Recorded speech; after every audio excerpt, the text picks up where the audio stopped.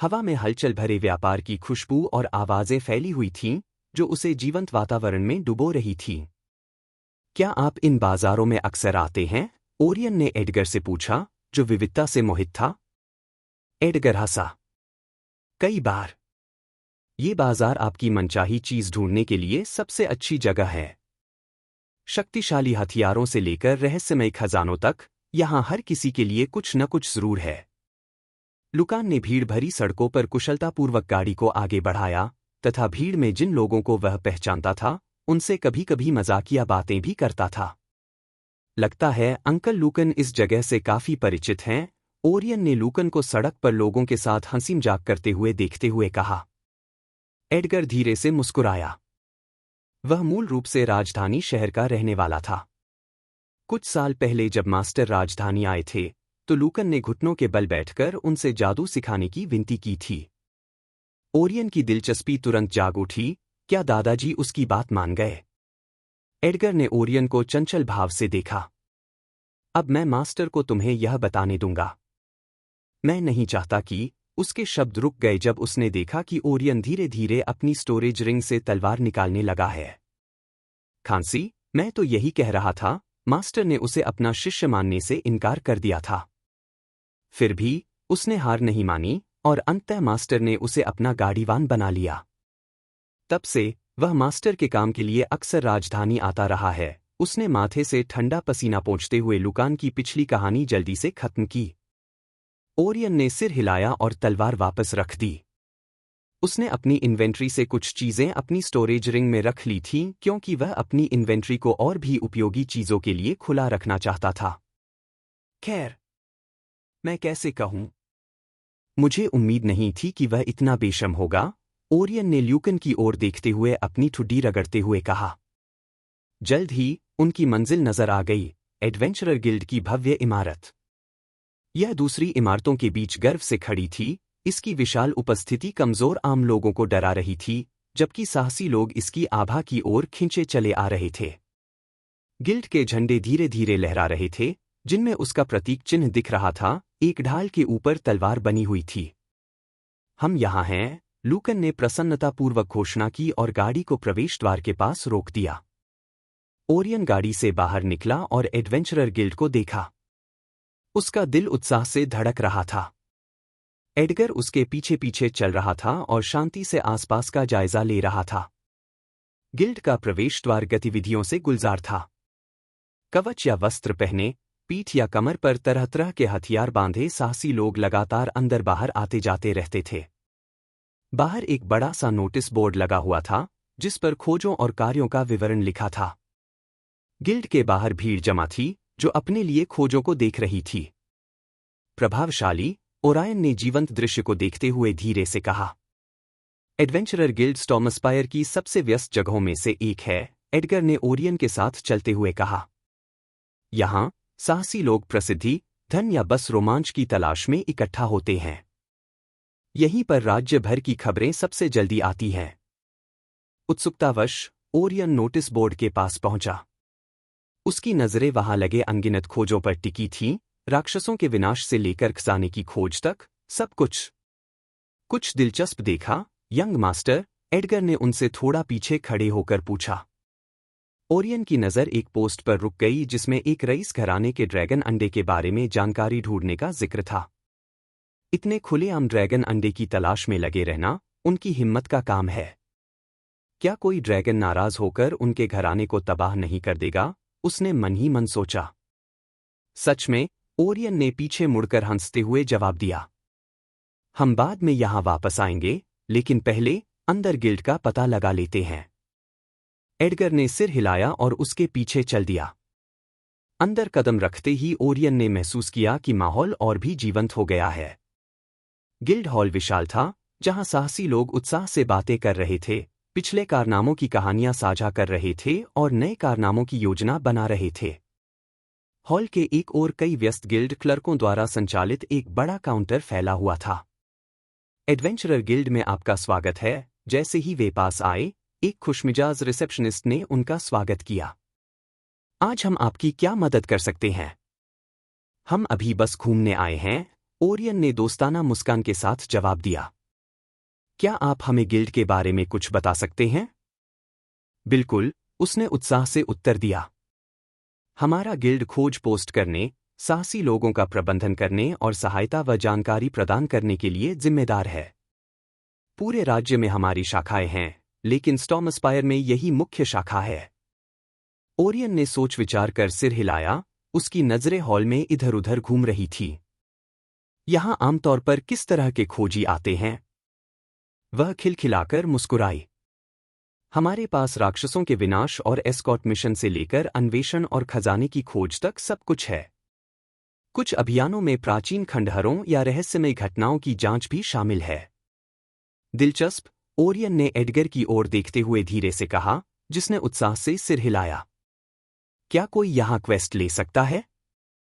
उसने मुस्कुराते हुए अपना सिर हिलाया। पहले एडवेंचरर गिल्ड का सदस्य बनना होगा और फिर उन्हें एफ रैंक क्वेस्ट से शुरुआत करनी होगी। सभी एडवेंचरर्स को शामिल होते ही एक रैंकिंग मिलती है, जो एफ से एस रैंक तक होती है। एफ रैंक वाले एडवेंचरर केवल एफ रैंक क्वेस्ट ही ले सकते हैं, वगैरह।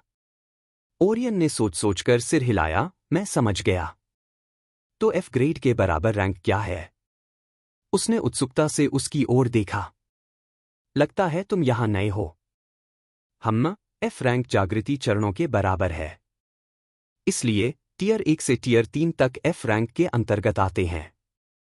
लेकिन ज्यादातर साहसी लोग टियर 3 तक पहुंचने के बाद ही इसमें शामिल होते हैं, क्योंकि यह कोई सुरक्षित पेशा नहीं है। उसने सिर हिलाया और कुछ मिनट तक उसके साथ बातें करता रहा। फिर उसने कुछ समय तक कई साहसी लोगों के साथ खोजबीन और संक्षिप्त बातचीत में बिताया, जब तक कि वह संतुष्ट नहीं हो गया। उन्होंने साहसिक कार्य करने के तरीके के बारे में बहुमूल्य जानकारी प्राप्त की तथा उपलब्ध अन्वेषणों के प्रकारों के बारे में अधिक जानकारी प्राप्त की। क्या हम आगे बढ़े, युवा गुरु? एडगर ने ओरायन के विचारशील भाव को देखते हुए धीरे से पूछा। ओरियन ने सिर हिलाया। हाँ, चलो अब सेंट्रल मार्केट चलते हैं। मैं देखना चाहती हूं कि वहां हमें कौन सी अनोखी चीजें मिल सकती हैं। संघ से बाहर निकलकर वे गाड़ी के पास वापस आ गए, जहां लुकान धैर्यपूर्वक प्रतीक्षा कर रहा था और पास के व्यापारियों के साथ उत्साहपूर्वक बातचीत कर रहा था। अब खत्म हो गया, युवा मास्टर, ल्यूकन ने चिढ़ाते हुए कहा और पास आते ही मुस्कुराने लगा। अभी के लिए, ओरियन ने हल्की सी मुस्कुराहट के साथ जवाब दिया। अगला पड़ाव सेंट्रल मार्केट है। देखते हैं वहां तुम्हारे कितने परिचित हैं और क्या तुम हमें कुछ छूट दिला पाते हो। लुकान खिलखिलाकर हंसा और वापस ड्राइवर की सीट पर बैठ गया। कोई वादा नहीं, युवा मालिक, लेकिन मैं अपनी तरफ से पूरी कोशिश करूंगा। गाड़ी में चढ़ने से पहले एडगर और ओरियन हल्के से हंसे। गाड़ी आगे बढ़ती रही, दिशा बदलती रही और बाजार की ओर बढ़ती रही। ओरियन ने एडवेंचरर गिल्ड के बारे में सोचा। लगता है मैं जल्द ही एक एडवेंचरर बन जाऊंगा। क्या आपका सपना एक साहसी बनना था, गुरुजी? लूमी ने उत्सुकता से पूछा। ओरियन मन ही मन हंसते हुए बोला, किसने साहसी बनने और प्रसिद्धि पाने के लिए कुछ ड्रैगन को मारने का सपना नहीं देखा है? बधाई हो, गुरु। अब आप अपने लक्ष्य के एक कदम और करीब आ गए हैं। अगर आप आत्महत्या कर लेते हैं, तो आपको ड्रैगन स्लेयर की उपाधि भी मिल सकती है। क्या मुझे तुम्हें टेमू बेच देना चाहिए था? उसने मन ही मन पूछा। खांसते हुए, चलो बाजार देखते हैं, मालिक। शायद वहां कोई छिपा हुआ खजाना मिल जाए। ओरियन ने अपना सिर हिलाया और बाहर की ओर देखा, यह सोचते हुए कि वह कब अपने मन की इच्छानुसार प्रशिक्षण ले सकेगा। गाड़ी धीरे धीरे भीड़भाड़ वाली सड़कों से होकर केंद्रीय बाजार की ओर बढ़ रही थी, जो अपने सामान बेच रहे विक्रेताओं की आवाज़ों और जोश से मोल भाव कर रहे खरीदारों से भरा हुआ था। ओरियन खिड़की से बाहर शांत भाव से बाजार के जीवंत, ऊर्जावान माहौल को देख रहा था। लुकान तेजी से गाड़ी चला रहा था, बीच बीच में सड़क पर जाने पहचाने चेहरों से हाथ हिलाकर और हंसी मजाक करते हुए। अब, यह तो बिल्कुल सही है, ओरियन उत्साह से बुदबुदाया जब वे बाजार के बीचों बीच पहुंचे, सड़कों के दोनों ओर लगी अनगिनत रंग-बिरंगी दुकानों और खूबसूरत दुकानों को देखकर। यही तो एक सचमुच जीवंत जगह दिखती है। और मुझे लगता है कि शायद मुझे यहां कोई अच्छा सौदा मिल जाए। एडगर ने जानबूझकर मुस्कुराते हुए कहा, सच में, युवा गुरु। केंद्रीय बाजार वह जगह है जहां पूरे राज्य के खजाने और रहस्य इकट्ठा होते हैं। हो सकता है कि किसी खजाने के नीचे कचरा छिपा हो। तुम्हारा मतलब है कि कचरे के नीचे खजाना छिपा है? ओरियन ने अवाक होकर उसकी ओर देखा। खांसी, उसने अपनी शर्मिंदगी छिपाने के लिए जल्दी से खांसते हुए कहा, जैसा कि मैं कह रहा था, अगर किसी की नज़र अच्छी है तो उसके लिए यहाँ सस्ते दामों पर खजाने ढूंढना मुश्किल नहीं है। लुकान ने गाड़ी बाजार के प्रवेश द्वार के पास रोक दी। ठीक है, युवा स्वामी, जोर से बोलो। अगर तुम्हें किसी मदद की जरूरत हो तो मुझे आवाज दो, उसने मजाकिया लहजे में कहा। हाँ, वार्ताकार लुकान बाजार में मेरी मदद करेगा, ओरियन ने हंसते हुए अपना सिर हिलाया। खांसी, लगता है मुझे गाड़ी की देखभाल करनी पड़ेगी, यंग मास्टर। उम्मीद है सर एडगर आपको यहाँ ठगे नहीं जाने देंगे। एडगर गाड़ी के नीचे खड़ा था, थोड़ा झुका और हाथों से बाजार की ओर इशारा कर रहा था। ओरियन के होंठ फड़क उठे। आखिरकार तुम सिर्फ बातें ही कर रहे थे, है ना? उसने अपना सिर हिलाया और एडगर के साथ गाड़ी से उतर गया। लगता है अब सिर्फ हम ही बचे हैं, अंकल एडगर, वह मुस्कुराया और आगे की ओर चल दिया। एडगर धीरे से हंसा और उसके पीछे चला गया। वे जल्द ही चहल पहल भरे बाजार में पहुंच गए और चारों तरफ लगी अनगिनत दुकानों को देखने लगे। एडगर किसी अंगरक्षक की तरह उनके पीछे पीछे चल रहा था, जबकि ओरियन बाजार के चहल पहल भरे माहौल का आनंद ले रहा था। यह जगह सचमुच फल फूल रही है। इतने सारे लोग, इतनी सारी नस्लें, इतने सारे खजाने, उसने बाजार की मनभरी हवा में सांस ली। एडगर ने सिर हिलाया, हाँ, बिल्कुल। चलो, अब हम चारों ओर देखते हैं, युवा गुरु। दोनों चहल पहल भरे बाजार में चले गए, उनकी नजरें अलग अलग दुकानों पर टिकी थीं। एडगर ओरियन के पीछे पीछे चल रहा था, बीच बीच में सलाह देता रहा, लेकिन ज्यादातर ओरियन को अपनी गति से घूमने की आजादी देता रहा। अरे, एक अच्छा सा कुड़कचरा ढूंढने में भी बहुत समय लग जाएगा। यही असली चक्की का रास्ता है, गुरु। आप कर सकते हैं। चलो छोड़ो, मुझे कुछ कोशिश करने दो, उसने मन ही मन कहा और फिर कुछ देर के लिए अपनी आंखें बंद कर लीं। जैसे ही उसने आंखें खोलीं, उसके आसपास की दुनिया एक पल के लिए रंगहीन हो गई, फिर सब कुछ सामान्य हो गया। हालांकि अब उसकी आंखों के ऊपर छोटे छोटे अदृश्य रून तैर रहे थे। आइज ऑफ रिविलेशन, देखते हैं कि तुम यह काम कर सकते हो या नहीं, उसने धीरे से फुसफुसाया। ओरायन ने अपनी रहस्योद्घाटन की आंख को सावधानीपूर्वक सक्रिय किया और तुरंत ही वह आसपास की वस्तुओं से निकलने वाली अस्पष्ट आभा को महसूस कर सका। प्रत्येक आभा खजाने के स्थान का प्रतिनिधित्व कर रही थी। उन्होंने शीघ्र ही अपनी सीमाओं का एहसास कर लिया। तीसरे स्तर से ऊपर की वस्तुओं की प्रबल आभा अस्पष्ट या मुश्किल से पढ़ी जा सकने वाली थी, जबकि सातवें स्तर या उससे ऊपर की वस्तुएं पूरी तरह से समझ से परे थीं, जिनमें केवल अपार शक्ति के अस्पष्ट संकेत ही दिखाई देते थे। खैर, यह काफी अच्छा है। मुझे उम्मीद नहीं थी कि मैं इतने बड़े क्षेत्र में खजानों की कतारें एक साथ देख पाऊंगा। ओरियन ने अपनी क्षमता से प्रसन्न होकर खुद से सिर हिलाया। मुझे लगता है कि अगर मैं किसी एक पर ध्यान केंद्रित करूं, तो मुझे 7वीं कक्षा से नीचे के खजानों के बारे में साफ साफ जानकारी मिल जाएगी। फिलहाल मेरे लिए इतना ही काफी है। उसने बाद में उस जगह का मुआयना करने का फैसला किया और उन खजानों पर ध्यान केंद्रित करने का फैसला किया जो उसे दिखाई दे रहे थे। दुकानों के बीच आराम से चलते हुए उसकी नज़र एक दुकान से दूसरी दुकान पर जाती रही और फिर सड़क के एक तरफ बड़े दुकानों के बीच लगभग छिपे एक छोटे से स्टॉल पर रुक गई। एक बुजुर्ग विक्रेता स्टॉल के पीछे शांति से बैठा था, जिस पर धूल से सने अवशेष, छोटे गहने और साधारण दिखने वाले रत्न प्रदर्शित थे। उत्सुकतावश ओरियन तेजी से आगे बढ़ा और अपनी रहस्योद्घाटन की आंख से हर वस्तु को गौर से देखने लगा। ज्यादातर वस्तुएं साधारण थीं, लेकिन अचानक उसकी नज़र एक लकड़ी के बक्से में रखे एक छोटे, चिकने काले पत्थर पर रुक गई। Abyssal shadow stone, tier 3। वर्णन: अंधकार और छाया तत्व ऊर्जा के हल्के निशान युक्त एक पत्थर, अंधेरे या छाया तत्व में प्रशिक्षण या शोधन के लिए उपयोगी। ओरायन ने खजाने को दिलचस्पी भरी निगाहों से देखा, जिसे विक्रेता ने स्पष्ट रूप से नोटिस किया। खासो, युवा मालिक, क्या आप कोई खजाना खोज रहे हैं? चिंता मत करो, क्योंकि मेरे पास यहाँ सभी असली सामान है।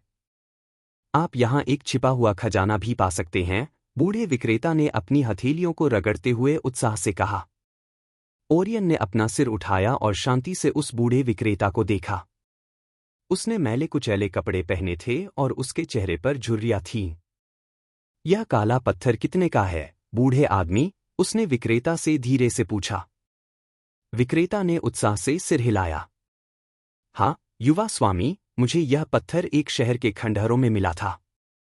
इसे खोदने में मुझे बहुत मुश्किलें आईं। यहां तक कि डाकुओं ने भी इसे लूटने की कोशिश की थी। इसके लिए कितना देना होगा? ओरियन ने फिर पूछा। उसे अच्छी तरह पता था कि अगर उसने बूढ़े आदमी को बोलने दिया तो वह नहीं रुकेगा। खांसी, चूंकि तुम आज के पहले ग्राहक हो, मैं इसे तुम्हें 30 कमतर ग्रेड के मन क्रिस्टल के बदले दे दूंगा। बूढ़े आदमी ने आशा भरी नजरों से ओरियन की ओर देखा। ओरियन ने भौहें चढ़ाई। क्या उसे नहीं पता कि यह टियर 3 डार्कनेस और शैडो एफिनिटी स्टोन है? आमतौर पर वे सैकड़ों लेसर ग्रेड क्रिस्टल्स लेते हैं। ओरियन ने सिर हिलाया। उसे 50 कमतर ग्रेड के क्रिस्टल दे दो, अंकल एडगर, उसने एलिमेंटल मनस्टोन उठाने से पहले कहा। एडगर ने बिना कुछ पूछे पैसे दे दिए, जबकि बूढ़ा विक्रेता खुशी से नाचने को मजबूर था। सिर्फ इसी पैसे से वह और उसका परिवार महीनों या सालों तक पेट भर सकता था, अगर उन्हें पैसे बचाने का सही तरीका पता होता। ओरायन रुका नहीं और आगे बढ़ गया। आपने बहुत अच्छा सौदा किया, युवा गुरु। एक शैडो एफिनिटी मैना स्टोन बाजार में सैकड़ों कमतर ग्रेड के मैना क्रिस्टल दिला सकता है, एडगर ने खुशी से अपनी दाढ़ी सहलाते हुए कहा। लेकिन आपने उसे उसकी मांग से ज्यादा क्यों दिया? ओरियन ने अपने हाथ में रखे मन क्रिस्टल को देखा। मेरे लिए तो यह बहुत छोटी रकम थी और मुझे उस बूढ़े को धोखा देने पर बहुत बुरा लगेगा। इसलिए मैंने उसे थोड़ा ज्यादा दे दिया। एडगर ने गर्व से अपना सिर हिलाया, लेकिन फिर भी एक जानकार मुस्कान के साथ पूछा, तो फिर आपने उसे मन स्टोन की पूरी कीमत क्यों नहीं दी? वह हंसा, इससे उसे बेवजह खतरा होगा।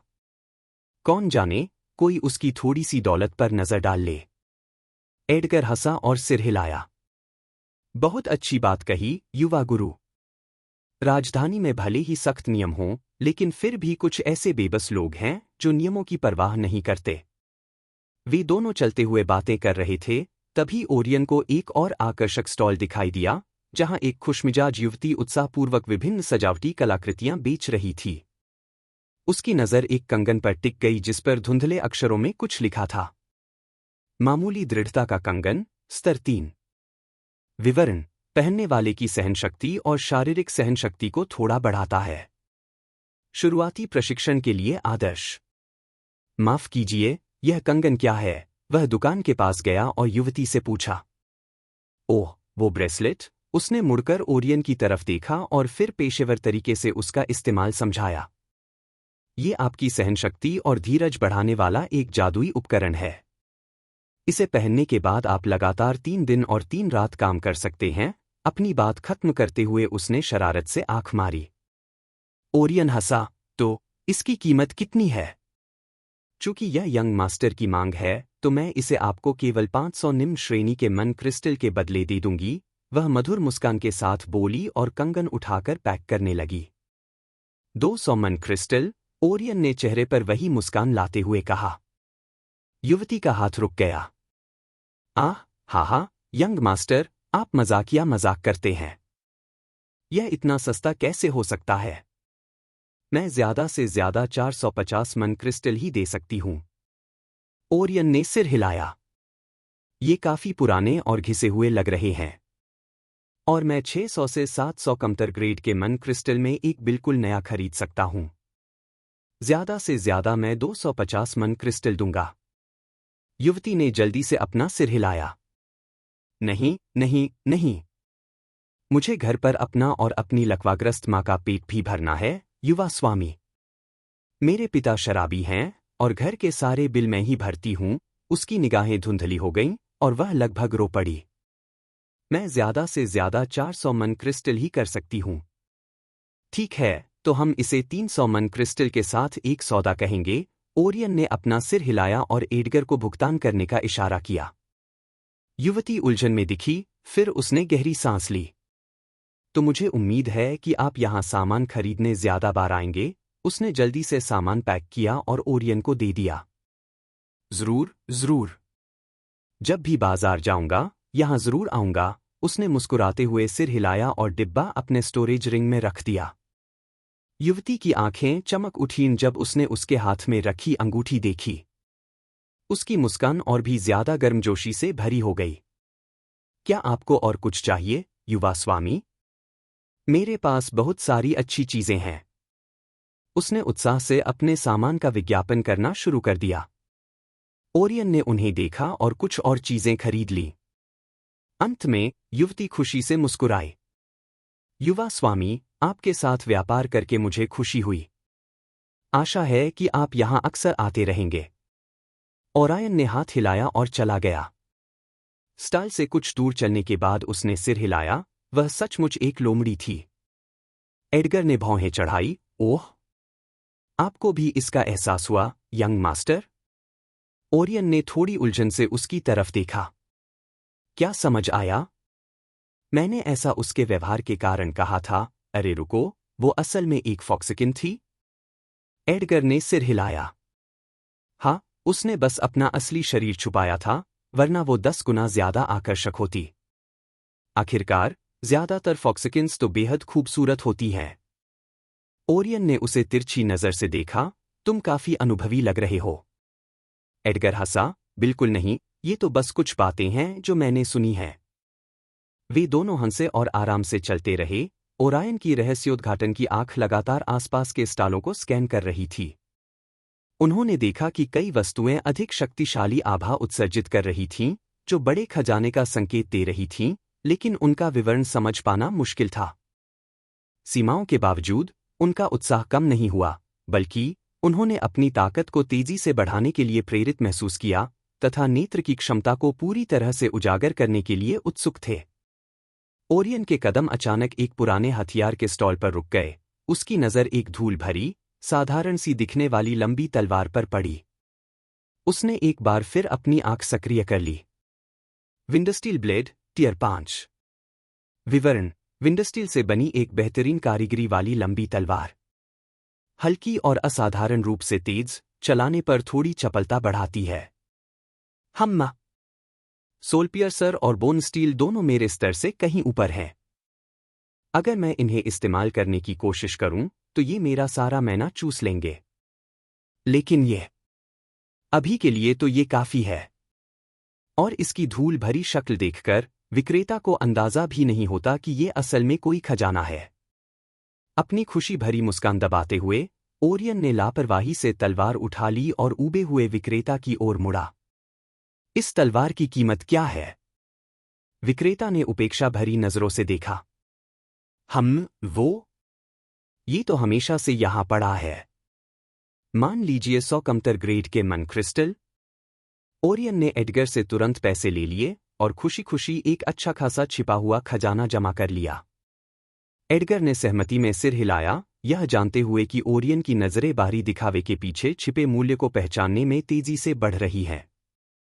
मजा आ रहा है, युवा मास्टर, एडगर ने धीरे से चिढ़ाते हुए कहा। उसकी आंखें खुशी से चमक रही थीं।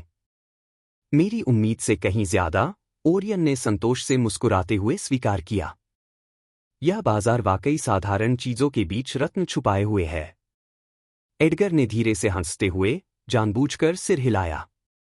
सचमुच, ऐसे कौशल आपकी पूरी यात्रा में आपके काम आएंगे। समय तेजी से बीतता गया। ओरायन ने और अधिक स्टालों का दौरा किया, कभी कभी उपयोगी छोटे खजाने की खोज की, जबकि मन ही मन उच्चस्तरीय वस्तुओं को अधिक स्पष्ट रूप से पहचानने में अपनी असमर्थता पर अफसोस जताया। वह कोई खजाना नहीं खरीदना चाहता था, क्योंकि वह अंततः एक शापित कचरा बन जाएगा। कई स्टॉल्स को अच्छी तरह से देखने और कई दिलचस्प चीजें खरीदने के बाद ओरियन ने आखिरकार तय किया कि आज के लिए इतना काफी है। उसने एडगर की तरफ देखा, उसकी आंखें हल्की संतुष्टि से भरी हुई थीं। मुझे लगता है कि अब खजाने की खोज काफी हो गई है, ओरियन ने मुस्कुराते हुए कहा। हालांकि मैं हर दिन यहां आने के लिए लालायित रहता हूं। एडगर खिलखिलाकर हंसा। मैं तुम्हें दोष नहीं दूंगा। छिपे हुए रत्नों को खोजने की तुम्हारी प्रतिभा प्रभावशाली है। अगर तुम्हें पता हो कि कहाँ देखना है, तो राजधानी में और भी कई अवसर हैं। ओरियन ने सिर हिलाया, मन ही मन भविष्य की योजना बना रहा था। तो चलो, चलते हैं। दिन खत्म होने से पहले मैं शहर के दूसरे हिस्सों को भी देखना चाहता हूं। गुरुजी, आज आप बहुत शानदार थे। सीमाओं के बावजूद आप कुछ उपयोगी खजाने ढूंढने में कामयाब रहे। ओरियन मन ही मन हंसा। शुक्रिया, लूमी। अभी तो बस शुरुआत है। एक बार मैं और मजबूत हो जाऊंगा तो ये सीमाएं गायब हो जाएंगी। मुझे कोई संदेह नहीं है, गुरु। जल्द ही आपकी शक्तिशाली आंखों से कोई खजाना नहीं छुपेगा। गाड़ी में लौटकर लुकान ने खुशी खुशी उनका स्वागत किया। कोई अच्छा खजाना मिला, युवा स्वामी, उसने हल्के से चिढ़ाते हुए कहा। उम्मीद से भी ज्यादा, ओरियन ने रहस्यमय ढंग से जवाब दिया, थोड़ा मुस्कुराते हुए। लुकान खिलखिलाकर हंसा और गाड़ी को वापस व्यस्त सड़कों पर ले गया। तो फिर, अब हमारे अगले रोमांच की ओर। अब हम कहाँ जाएंगे? ओरियन ने एडगर की ओर देखने से पहले कुछ देर सोचा, क्या कोई ऐसी जगह है जहां मुझे गुलाम मिल सके? एडगर ने भौहें चढ़ाई, आप एक गुलाम खरीदना चाहते हैं, युवा स्वामी? अरे, अब हम बात कर रहे हैं, यही तो जिंदगी है। गुलाम बाजार की तरफ, लुकान उत्साह से हंसा और अपनी गाड़ी आगे बढ़ा दी। तो यहाँ गुलामों का बाजार है ना? ओरियन ने उत्सुकता से एडगर की ओर देखा, उसके पिछले प्रश्न को अनदेखा करते हुए। एडगर ने सिर हिलाया। हाँ, युवा स्वामी। यहाँ एक गुलाम बाजार है और रईस अक्सर वहाँ गुलाम खरीदने जाते हैं। लेकिन आप? क्या आपको सचमुच गुलाम चाहिए? बस जरा बोल दीजिए, रईसों की बेटियां आपके सामने टूट पड़ेंगी। ओरियन के होंठ फड़क उठे। मैं किसी को ढूंढ रही हूं, किसी सेक्स स्लेव को नहीं। और मुझे डर है कि वह शायद गुलाम बाजार में होगी। एडगर को एहसास हुआ। मैं समझ गया। क्या तुम्हारे पास उसका विवरण है? या वह किस प्रजाति की है? गुलाम बाजार में कई प्रजातियां हैं, उसने उत्सुकता से पूछा। उसे पहले से ही इसकी उम्मीद थी, लेकिन फिर भी इसके बारे में सुनकर उसे कुछ अलग सा लगा। हाँ, एडगर ने सिर हिलाया। पूरे जोराथल महाद्वीप से गुलाम यहाँ हैं। आखिरकार, यहाँ तो हर समय युद्ध और लड़ाइयाँ होती रहती हैं, शहर तबाह हो रहे हैं, बचे हुए लोग शरण की तलाश में इधर उधर भाग रहे हैं। अंत में उसने गहरी सांस ली। ओरियन ने सिर हिलाया। तो चलो वहां चलते हैं। शायद हम उसे सचमुच वहां पा सकें। चिंता मत करो, युवा स्वामी। यदि आप जिसे ढूंढ रहे हैं वह राजधानी में एक दास है, तो वह दास बाजार में ही होगी। ओरायन ने सिर हिलाया और खिड़की से बाहर देखने लगा, जबकि गाड़ी धीरे धीरे चौथे रिंग के कम भीड़भाड़ वाले हिस्से की ओर बढ़ रही थी। लुकेन ने कुशलतापूर्वक गाड़ी को चौथे रिंग की कम यात्रा वाली सड़कों में आगे बढ़ाया तथा उसे घुमावदार गलियों से गुजरते हुए एक एकांत कोने तक पहुंचाया। इलाका अब काफी शांत हो गया था, व्यापारियों और मोल भाव करने वालों की शोरगुल भरी आवाजें धीरे धीरे खामोशी में बदल रही थीं। ओरियन ने उत्सुकता से बढ़ते हुए एकाकी परिवेश की ओर देखा। लुकेन ने आखिरकार एक जर्जर दिखने वाली इमारत के पास गाड़ी रोकी। हम आ गए, उसने अपनी सीट से उछलते हुए कहा। ओरियन बाहर निकला और शांत भाव से साधारण प्रवेश द्वार का निरीक्षण किया। क्या यहाँ दास बाजार छिपा है? एडगर ने ओरियन की अंतर्दृष्टि पर गर्व करते हुए प्रशंसापूर्वक सिर हिलाया। यह सही है, युवा गुरु। लुकान ने गाड़ी की सीट के नीचे छिपे डिब्बे में हाथ डाला और 3 साधारण लेकिन जटिल मुखौटे निकाले। तुम्हें ये पहनने होंगे, उसने उन्हें देते हुए कहा। हम बेवजह ध्यान आकर्षित नहीं करना चाहते। ओरियन ने मुखौटे को ध्यान से देखा। मजबूत कपड़े से बना यह मुखौटा सूक्ष्म रूनों से जड़ा हुआ था, जो किसी की पहचान छिपाने के लिए डिजाइन किए गए थे। उसने मुखौटे को अपने चेहरे पर लगाया और तुरंत एक अजीब लेकिन कोमल आभा ने उसे घेर लिया। मैं कैसी दिख रही हूं? ओरियन ने पूछा, मुखौटे के कारण उसकी आवाज थोड़ी विकृत हो गई थी। एडगर अपने मुखौटे के पीछे मुस्कुराया, पहचान में नहीं आ रहा, युवा गुरु। लुकान ने उस अस्पष्ट दरवाजे की ओर इशारा किया, मेरे पीछे आओ। वे संकरे प्रवेश द्वार से होते हुए एक मंद रोशनी वाली सीढ़ी से नीचे उतरकर एक भूमिगत गलियारे में पहुंचे। हवा ठंडी होती गई और दूर से आती आवाजें धीरे धीरे तेज होती गईं, जो छिपे हुए भूमिगत बाजार की ओर उनके पहुंचने का संकेत थीं। कई घुमावदार गलियारों से गुजरने के बाद वे एक हलचल भरे, विशाल भूमिगत कक्ष में पहुंचे, जो टिमटिमाते हुए मन लैंपों से प्रकाशित था। हवा में दुष्ट ऊर्जा गूंज रही थी, व्यापारी और ग्राहक चुपचाप इधर-उधर घूम रहे थे। दीवारों पर तरह-तरह की दुकानें लगी थीं, जिनमें विदेशी औषधियों से लेकर प्रतिबंधित जादुई कलाकृतियों और चोरी के सामान तक सब कुछ बिक रहा था। स्टॉर्मस्पायर के अंधेरे पक्ष में आपका स्वागत है, एडगर ने धीरे से फुसफुसाया, उसके स्वर में मनोरंजन स्पष्ट था। ओरियन ने यह दृश्य देखा, उसकी जिज्ञासा और बढ़ गई। राज्य ने इस जगह को रहने क्यों दिया? क्या इतनी स्पष्ट रूप से अवैध चीज को बर्दाश्त करना जोखिम भरा नहीं है? एडगर ने हल्की सी आह भरी और ओरियन को आगे बढ़ाया। यह व्यावहारिकता का मामला है, युवा गुरु। राज्य इस भूमिगत बाजार को एक नियंत्रित वातावरण के रूप में अनुमति देता है। अवैध गतिविधियों को पूरे राज्य में बिखरा और छिपाकर रखने की बजाय केंद्रीकृत और कड़ी निगरानी में रखना बेहतर है। दूसरे शब्दों में, अपने मित्रों को करीब रखो और अपने शत्रुओं को और भी करीब, ओरियन ने विचारमग्न होकर कहा। बिल्कुल, एडगर ने सिर हिलाकर पुष्टि की। इस नियंत्रित जगह की अनुमति देकर, राज्य आपराधिक गतिविधियों पर नजर रखता है, जिससे अनियंत्रित अराजकता का खतरा कम होता है। लुकान ने प्रसन्नतापूर्वक बीच में कहा, और यह लाभदायक भी है। राज्य को करों और रिश्वत से अच्छी खासी रकम मिलती है। एडगर ने धीरे से हंसते हुए कहा, अच्छा, यह भी तो है। ओरायन ने हल्के अविश्वास में अपना सिर हिलाया, लेकिन इसके पीछे के तर्क को नकार नहीं सका। खासो, युवा मालिक, हम मालिक और लेडी सेलेन को आपके द्वारा गुलाम खरीदने की बात कैसे समझाएंगे? ल्यूकन ने अपने सिर के पिछले हिस्से को रगड़ते हुए पूछा। ओरियन ने अपना माथा रगड़ा। हाँ, जब मैं उसे ढूंढ लूंगा, तब हम इस बारे में सोचेंगे, वरना सब बेकार हो जाएगा। उसकी नज़र उस जगह के एक ओर गई, भूमिगत स्थान के दाहिने हिस्से में एक विशाल दास बाजार था। खुले मैदान में पिंजरों की कतारें लगी हुई थीं, और हर पिंजरा विभिन्न जातियों के प्राणियों से भरा हुआ था। दासस्वामी आने जाने वाले ग्राहकों का ध्यान आकर्षित करने के लिए विज्ञापन चिल्ला रहे थे। दृश्य अस्तव्यस्त, शोरगुल वाला और बेचैन करने वाली जीवंतता से भरा हुआ था। वे धीरे धीरे पिंजरों के बीच चले और प्रदर्शन पर रखे गए दासों की विविध श्रेणी को देखते रहे। ओरियन ने इंसानों को चुपचाप एक जगह जमा देखा, उनके चेहरे भावशून्य या डरे हुए थे। मानव दास, हो। खैर, मुझे तो उम्मीद थी कि वे यहीं होंगे, उसने मन ही मन अपना सिर हिलाया। उसने खुद को मानसिक रूप से ऐसी चीजों के लिए तैयार कर लिया था, लेकिन फिर भी उसके मुंह में एक अजीब सा स्वाद रह गया। क्या आप उन्हें आजाद करेंगे, गुरुजी? उसने हल्के से सिर हिलाया। मैं कोई धर्मात्मा योद्धा नहीं हूं। अगर मैं यहां के गुलामों को आजाद कराने की कोशिश भी करूं, तो कहीं और एक और बाजार खुल जाएगा। और ऐसे बाजार तो हर शहर और रियासत में होते हैं, और शायद साम्राज्यों में भी। और किसी कारण से मुझे इसके प्रति उतना प्रतिकूल महसूस नहीं हो रहा है जितना मैंने उम्मीद की थी, उन्होंने आश्चर्य व्यक्त किया। शायद सच्चे ड्रैगन की विरासत के कारण, गुरुजी। यह आपको प्रभावित करेगा, भले ही सूक्ष्म रूप से।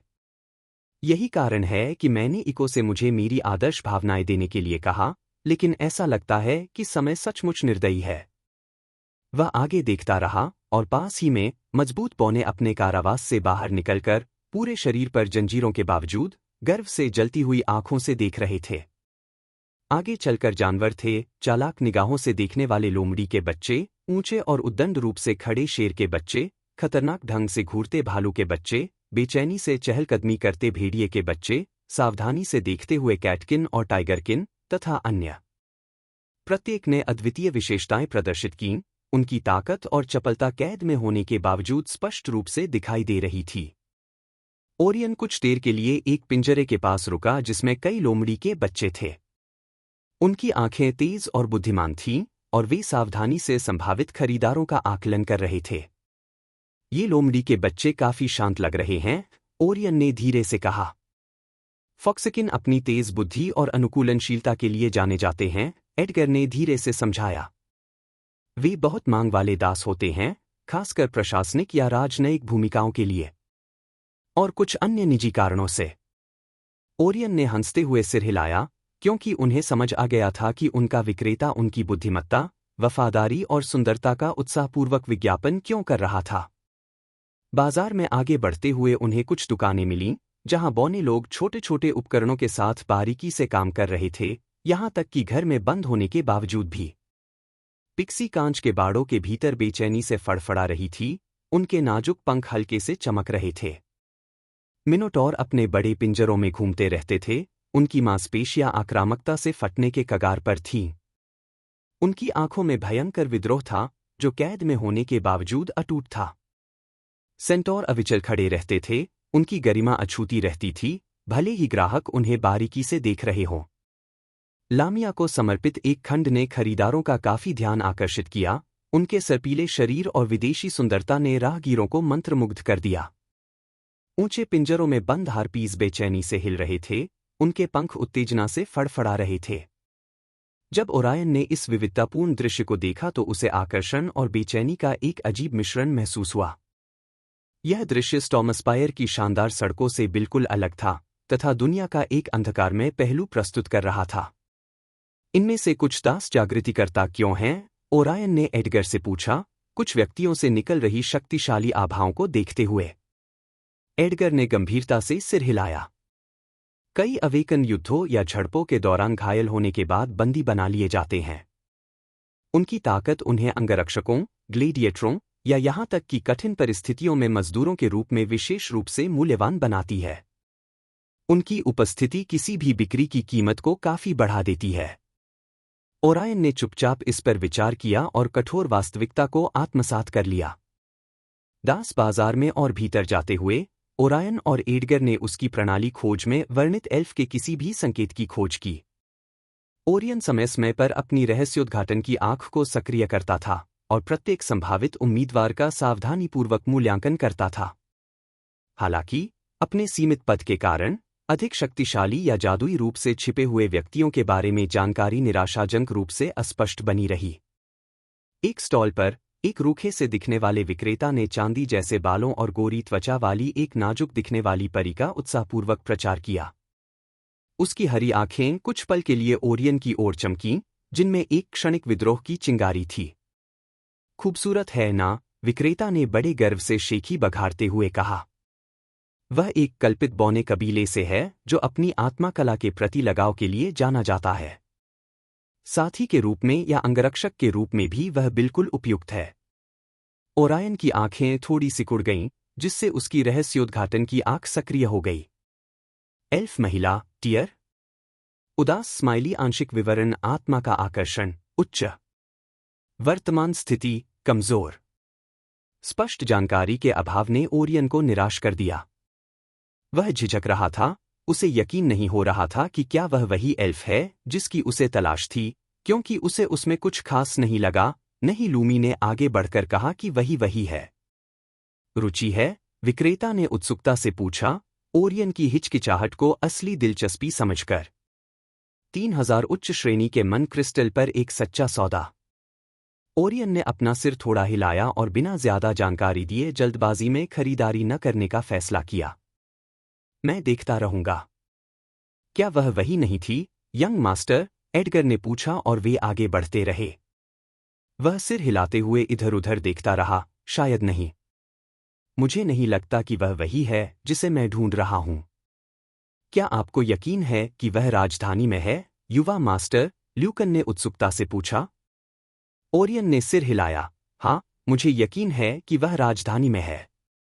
एडगर और लूकन ने एक दूसरे की ओर देखा और फिर गहरी सांस ली और आगे बढ़ते रहे। जैसे जैसे समय बीतता गया, ओरियन ने अनगिनत लोगों को देखा, शक्तिशाली योद्धा, उत्कृष्ट चिकित्सक, चतुर रणनीतिकार, सब गुलामों के बाजार में सिर्फ वस्तुओं में तब्दील होते गए। बाजार ने राज्य के आकर्षक बाहरी आवरण के नीचे छिपी भयावह सच्चाई को उजागर किया। आखिरकार वे बाजार के एक शांत इलाके में पहुंच गए। एडगर उनके पास झुककर धीरे से बोला, युवा मालिक, इस इलाके में उच्च गुणवत्ता वाले दास हैं, जिनमें से कई कुलीन परिवारों से या पराजित सेनाओं से आए प्रबुद्ध विशेषज्ञ हैं। ओरियन ने चुपचाप सिर हिलाया। हालांकि उसे ज्यादा कुछ महसूस नहीं हुआ, क्योंकि आम लोग और रईस दोनों ही उसके लिए ज्यादा अलग नहीं थे। यहां पिंजरे विशाल और बेहतर रखरखाव वाले थे, जिनमें दिखने और व्यवहार में उल्लेखनीय गुलाम रखे जाते थे। विक्रेता धीमी आवाज में बोलते थे, जबकि लेन देन गुप्त रूप से होता था, जिससे खरीदारों की पहचान गुप्त रहती थी। एक स्टॉल पर एक विक्रेता ने एक युवा पुरुष योगिनी को बड़ी सावधानी से पेश किया और गर्व से उसे एक पूर्व कुलीन घोषित किया, जिसका लकड़ी से गहरा लगाव है। उस कुलीन योगिनी की गरिमामयी लेकिन उदास आंखें देखकर ओरियन को सहानुभूति का एहसास हुआ। एक और पिंजरे में एक राजसी सेंटौर योद्धा था, जिसकी मांसपेशियां उसकी बेड़ियों के नीचे फड़क रही थीं। उसकी गर्वीली आंखें हर देखने वाले को चुनौती दे रही थीं, मौत तक लड़ने को तैयार। उसकी दृढ़ इच्छाशक्ति उसकी कठोर वास्तविकता से भी अडिग थी। कुलीन लोग दूसरे कुलीन परिवारों से दास क्यों खरीदते होंगे? ओरियन ने एडगर से धीरे से पूछा। उसे एक विचार तो था, लेकिन वह एक स्पष्ट तस्वीर चाहता था। एडगर की आवाज धीमी होकर फुसफुसाहट में बदल गई। प्रभाव, बदला या रणनीतिक फायदा? दुश्मन के परिवार के सदस्य पर कब्जा करने से राजनीतिक लाभ या मनोवैज्ञानिक प्रभुत्व मिलता है। कुलीन वर्ग सत्ता बनाए रखने में निर्दयी हो सकता है। पब फ्यूचर द्वारा विज्ञापन। पब फ्यूचर विज्ञापन। ओरियन ने एडगर की बात ध्यान से सुनी और अब उसे समझ आ गया कि रईसों की दुनिया उसकी उम्मीद से कहीं ज्यादा निर्दयी है। मैंने सोचा था कि वे दुश्मन कबीलों से फिरौती वसूलने के लिए गुलाम खरीदते हैं, लेकिन मैंने उनकी निर्दयता को कम करके आंका था। उन्होंने खोज जारी रखी क्योंकि उन्हें हर जगह एक के बाद एक अच्छे आचरण वाले गुलाम दिखाई दिए। हालांकि यहां कई घंटों तक खोजने के बाद भी उन्हें वह एल्फ नहीं मिला। हाँ अंकल ल्यूकन, क्या कोई ऐसी जगह है जो हमसे छूट गई हो? शायद कोई ऐसी जगह जो सिर्फ कुछ चुनिंदा लोगों के लिए हो, या जहां प्रवेश शुल्क हो। लंबी और निष्फल खोज के बाद उसने थके हुए स्वर में पूछा। लूकन ने इधर उधर देखा और फिर धीरे से फुसफुसाया, यंग मास्टर, सचमुच ऐसी जगह है। क्या हमें वहां जाना चाहिए? तुम किस बात का इंतजार कर रहे थे? तुमने मुझे इसके बारे में पहले क्यों नहीं बताया? ओरियन ने ल्यूकन को लगभग थप्पड़ मार दिया। खांसी, यह इतना आसान नहीं है। वह जगह राजकुमार रूफस के अधीन है, इसलिए हमें वहां ज्यादा सावधान रहना होगा, उसने जल्दी से समझाया। ठीक है, चलो। हम वहां सिर्फ गुलाम खरीदने जा रहे हैं, कोई परेशानी खड़ी करने नहीं। ओरियन ने सिर हिलाया और उसे आगे चलने का इशारा किया। एडगर ने ओरियन की बात से सहमति में सिर हिलाया। बस रास्ता दिखाओ। अगर कुछ हो भी गया तो मुझे नहीं लगता कि प्रिंस रूफस मास्टर को जरा भी सम्मान नहीं देंगे। लूकेन ने सावधानी से सिर हिलाया और ओरायन तथा एडगर को भूमिगत दुनिया के छिपे हुए रास्तों की गहराई में ले गया। सुरंग घुमावदार होती गई, अंधेरा होता गया और एकांत होता गया। अंततः वे एक भव्य खुले क्षेत्र में पहुंचे, जो तैरते हुए मंदमंद चमकते हुए मन लैंपों से प्रकाशित था। आगे एक शानदार इमारत अपनी पूरी शान में खड़ी थी। इसका बाहरी हिस्सा पॉलिश किए हुए सफेद संगमरमर और ओब्सीडियन से बना था, जिस पर बारीक सोने और चांदी के निशान थे जो मन लैंप के नीचे धीरे धीरे झिलमिला रहे थे। प्रवेश द्वार पर शक्तिशाली कवच पहने हुए गार्ड सतर्क होकर खड़े थे। उनकी उपस्थिति मात्र से ही कोई भी परेशानी पैदा करने के विचार को मन में भी नहीं आने देता था। पब फ्यूचर द्वारा विज्ञापन। पब फ्यूचर विज्ञापन। यही वो जगह है, लूकन ने फुसफुसाते हुए ध्यान से चारों ओर नजरें घुमाते हुए कहा। राजकुमार रूफस इस प्रतिष्ठान को नियंत्रित करते हैं। यह एक उच्चस्तरीय बाजार और नीलामी घर है। बाएं हिस्से में दास, खजाने और दुर्लभ वस्तुएं सीधे बेची जाती हैं, जबकि दाएं हिस्से में निजी नीलामी होती है। ओरायन ने अपने आसपास के वातावरण का ध्यानपूर्वक अवलोकन किया तथा भारी वातावरण और हवा में व्याप्त तनाव को देखा। कुलीन और व्यापारी चुपचाप प्रवेश करते और बाहर निकलते थे। उनके चेहरे सुंदर ढंग से डिजाइन किए गए मुखौटों के पीछे छिपे होते थे। उनकी पहचान सुरक्षित रहती थी, फिर भी उनकी स्थिति उनके पहनावे की समृद्धि से स्पष्ट रूप से पता चलती थी। लुकान ने उन्हें 2 नए मास्क दिए, जो उनकी पहचान छिपाने के लिए डिजाइन किए गए थे। ताकि इस उच्च जोखिम वाले माहौल में उनकी पहचान गुप्त रहे। इन्हें पहनो। ये बेहतर क्वालिटी के मास्क हैं, उसने धीरे से कहा। ओरियन और एडगर ने सिर हिलाया और अपने मुखौटे लेकर जल्दी से उन्हें पहन लिया। ठीक है, अब शुभकामनाएं। उम्मीद है कि आपको वो मिल जाएगा जिसकी आपको तलाश है, लूकन ने दोनों हाथ जोड़ते हुए कहा, मानो ओरियन की सफलता के लिए प्रार्थना कर रहा हो। मुझे यह मत बताओ कि तुम हमारे साथ नहीं जाओगे, ओरियन के होंठ फड़क उठे जब उसने पूछा। खांसी, मेरे पास ऐसे सिर्फ 2 ही मुखौटे हैं। और मैं ऐसी जगहों पर सचमुच बेकार हूं। सर एडगर ज्यादा काम के होंगे, यह कहकर वह तेजी से भाग गया। ओरियन ने सिर हिलाया और एडगर हंसा। इसके बाद दोनों इमारत में दाखिल हुए। अंदर का भव्य हॉल विशाल और आलीशान था, जिसमें धन संपदा और परिष्कार का प्रदर्शन था। बाईं ओर ओरियन ने विभिन्न वस्तुओं से सुसज्जित सुव्यवस्थित खंड देखे, खूबसूरती से प्रदर्शित खजाने, जगमगाते रत्न, दुर्लभ कलाकृतियां और जटिल रूप से गढ़े गए हथियार। इनके आगे सुंदर ढंग से रखे गए पिंजरों की कतारें थीं, जिनमें से प्रत्येक में दासों को रखा गया था और उनके कौशल, उत्पत्ति और संबंधों का विस्तृत विवरण स्पष्ट रूप से अंकित था। ओरियन की आंखें शांति से पूरे घर को घूर रही थीं। अब भी गुलामों को देखते हुए उसके दिल में एक हल्की सी बेचैनी दौड़ रही थी। पब फ्यूचर विज्ञापन। सचमुच, बुद्धि क्रूरता को जन्म देती है, उसने हल्के से अपना सिर हिलाया। आप क्रूर नहीं हैं, गुरु। हर बुद्धिमान व्यक्ति क्रूर नहीं होता। लूमी की मासूमियत पर ओरियन मन ही मन मुस्कुराया, पर उसकी निगाहें शांत रहीं। इस दुनिया में जिंदा रहने के लिए क्रूर होना जरूरी है। उसके विचार धीरे धीरे ठंडे और दृढ़ होते गए। याद रखो, अपने शत्रु पर दया करना अपने मित्रों के साथ विश्वासघात करना है। अच्छाई और बुराई के बीच की रेखा इतनी धुंधली हो गई है कि अब उसका कोई मतलब ही नहीं रह गया है। जब तक आपके अंदर सहानुभूति है, आप खुद को खोए बिना अपनी राह पर चल सकते हैं। लूमी ने चुपचाप अपने मन में उसके शब्दों को कई बार दोहराया। गुरुजी, क्या आप अपनी ड्रैगन विरासत को और ज्यादा अपना रहे हैं? यह ड्रैगन की पीढ़ियों में चली आ रही परंपरा है। ओरियन ने भौहें चढ़ाई। नहीं, मैंने अभी तक कुछ खास नहीं किया है। इसका इस्तेमाल करने के लिए मुझे एक सच्चे ड्रैगन में बदलना होगा। तो वह पंक्ति आपकी विरासत से नहीं थी। ऐसा लगता है कि आप इस दुनिया में अधिक से अधिक चीजें सीख रहे हैं। उसने गहरी सांस ली और सिर हिलाया। मैं ऐसी चीजें नहीं सीखना चाहता और कुछ सुंदरियों के साथ दुनिया की सैर करते हुए शांति से जिंदगी बिताना चाहता हूं। हे, शायद भविष्य में यह संभव हो जाएगा। वह हंसा और एडगर की ओर मुड़ा। चलो, गुलामों की जांच से शुरुआत करते हैं। एडगर ने चुपचाप सिर हिलाया, ओरियन के साथ साथ चलते हुए जैसे जैसे वे पंक्तियों में आगे बढ़ते गए। यहां दासों को बड़ी सावधानी से चुना गया था, खूबसूरती से रखा गया था और प्रस्तुत किया गया था, फिर भी उनकी आंखों में निराशा साफ दिखाई दे रही थी। ओरियन का दिल भारी हो गया, लेकिन उसने अपना संयम बनाए रखा और हर पिंजरे को ध्यान से देखा। उसने दुर्लभ प्रजातियों और शक्तिशाली जीवों को देखा, जिनमें घमंडी बीस्टकिन योद्धाओं से लेकर अलौकिक एल्वेन जादूगर तक शामिल थे। फिर भी, उनकी स्पष्ट शक्ति या सुंदरता के बावजूद, उनमें से किसी ने भी उनसे या उनके सिस्टम से कोई प्रतिक्रिया उत्पन्न नहीं की। ये गुलाम वाकई बाकियों से कहीं बेहतर हैं, एडगर ने धीरे से कहा। लगता है कि राजकुमार रूफस अपने ग्राहकों को अच्छी तरह जानते हैं। निश्चित रूप से उसकी नज़र मूल्यवान वस्तुओं पर है, ओरियन ने रूखेपन से उत्तर दिया, उसकी आवाज में थोड़ी कड़वाहट थी।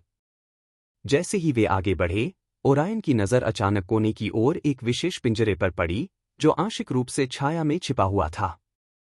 उसकी जिज्ञासा जागृत हुई, वह सावधानी से पास गया और अंदर एक दुबली पतली आकृति देखी। हरे बालों वाली एक योगिनी पिंजरे में चुपचाप बैठी थी, उसका सिर थोड़ा झुका हुआ था, उसके नाजुक चेहरे पर बिखरे बालों की लंबी लटें छिपी हुई थीं। उसके कपड़े फटे हुए थे और उसका शरीर कुपोषित था, औरों की तुलना में साफ तौर पर उपेक्षित। फिर भी, उसकी दयनीय हालत के बावजूद, ओरियन को उसकी ओर एक अजीब सा खिंचाव महसूस हुआ, मानो वह उसे देखना चाहता था, पर देख नहीं पा रहा था। उसने सहज ही अपनी रहस्योद्घाटन की आंख सक्रिय कर ली और उस पर पूरी तरह ध्यान केंद्रित कर लिया। हालांकि अन्य दासों के विपरीत इस बार उसकी कुशलता से बहुत कम जानकारी मिल पाई। एल्फ स्पष्ट रूप से विश्लेषण करने में असमर्थ। अपर्याप्त रैंक। ओरियन ने भौहें चढ़ाई। स्थिति से हैरान तो था, लेकिन निराश भी। उसमें कुछ तो गड़बड़ है, उसने एडगर से धीरे से कहा। एडगर ने भौहें चढ़ाकर उसे गौर से देखा। वह साधारण लग रही है, खास से ज्यादा उपेक्षित। फिर भी मुझे उसमें कुछ असामान्य भी लग रहा है। ओरियन करीब आया, उसकी आंखें और भी सिकुड़ गईं। वह जितना करीब गया, रहस्य का एहसास उतना ही गहरा होता गया। जैसे ही वह उसके पिंजरे के पास पहुंचा, सिस्टम से एक सूचना अचानक उसके दिमाग में कौंध गई। डिंग। खोज फिर से शुरू। क्वेस्ट, भाग्य सुलझाना आए भाग्य को बांधे। 10 महत्वपूर्ण संकेत जो बताते हैं कि आपका रिश्ता बहुत तेजी से आगे बढ़ रहा है। हर ब्यूटी पब फ्यूचर द्वारा विज्ञापन। लक्ष्य स्थित, आपके सामने जो योगिनी है वह आपके भविष्य के प्रयासों में महत्वपूर्ण सहायता करने के लिए नियत है। समय सीमा 24 घंटे 47 मिनट शेष डॉट। इनाम +200 SP। असफलता का परिणाम, एल्फ किसी और को बेच दिया जाएगा। टाड़ा। गुरु, आपने उसे ढूंढ लिया।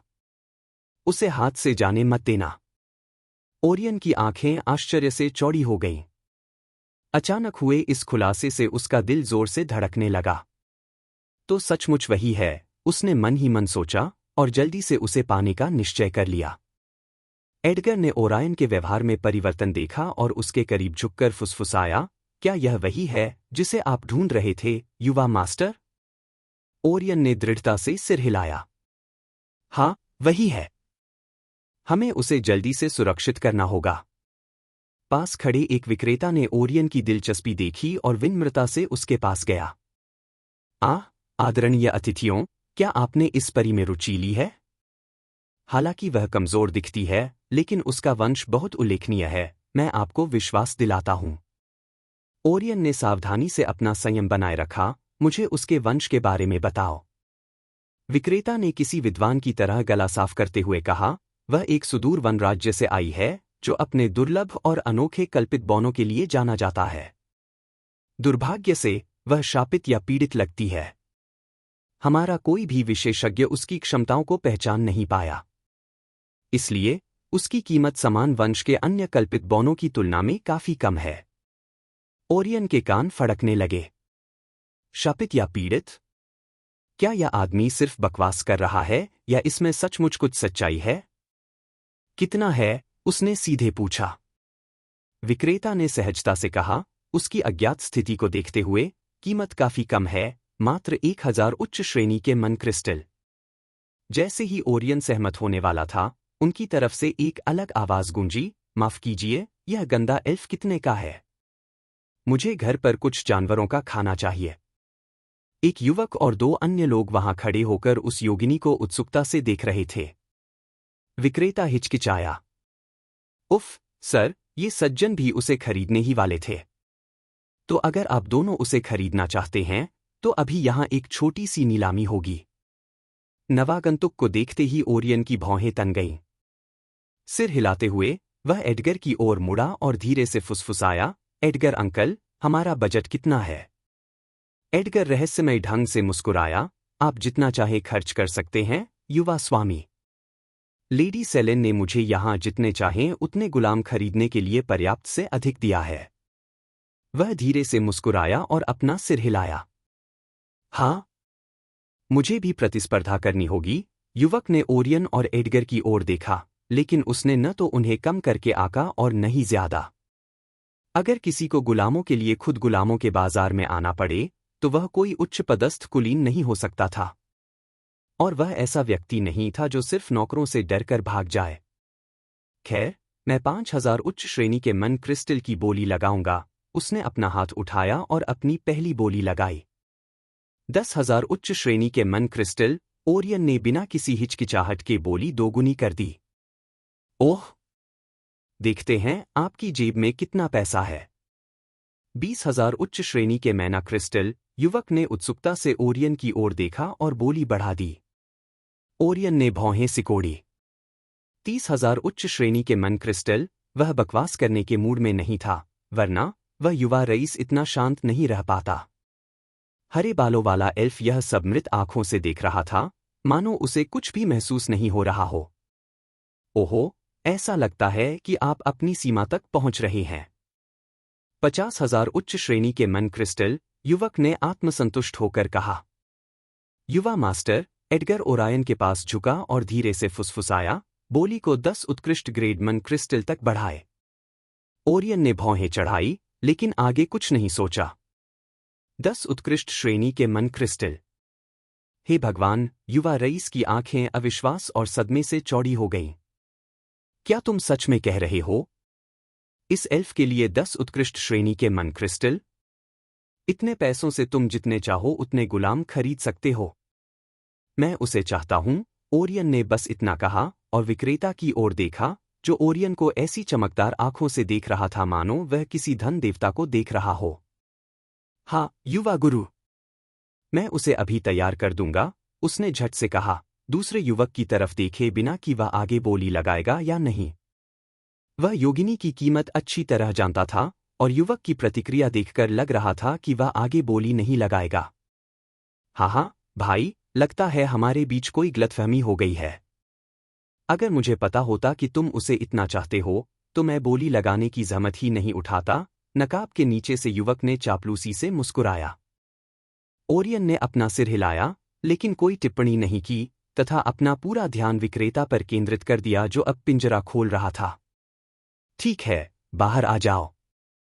अब तुम्हें मालिक मिल गया है, विक्रेता ने कठोरता से कहा और उसे जंजीरों से घसीटते हुए बाहर ले गया।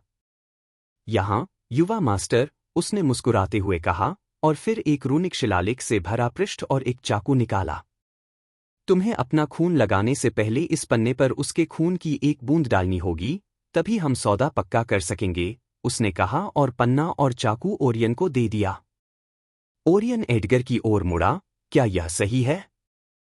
जब युवक ने देखा कि लेन देन लगभग पूरा हो चुका है, तो वह स्वयं को और अधिक शर्मिंदा नहीं करना चाहता था और वापस लौट गया। एडगर ने रूनिक शिलालेखों को गौर से देखा। हाँ, युवा गुरु, यह असली है। ओरियन ने सिर हिलाया और धीरे से एल्वेन लड़की का हाथ ऊपर उठाया। ओरियन के छूने पर उसका शरीर थोड़ा कांप उठा, फिर भी उसने कोई प्रतिक्रिया नहीं दी। ओरियन ने दयनीय दृष्टि से उसकी ओर देखा और फिर अपनी उंगली पर एक छोटा सा कट लगा लिया, जिससे खून की एक बूंद उस पृष्ठ पर टपक गई जिसे एडगर ने उसके हाथ के नीचे पकड़ रखा था। रूनिक पैटर्न बदल गए और पन्ने पर खून गिराने के लिए एक साफ जगह दिखाई दी।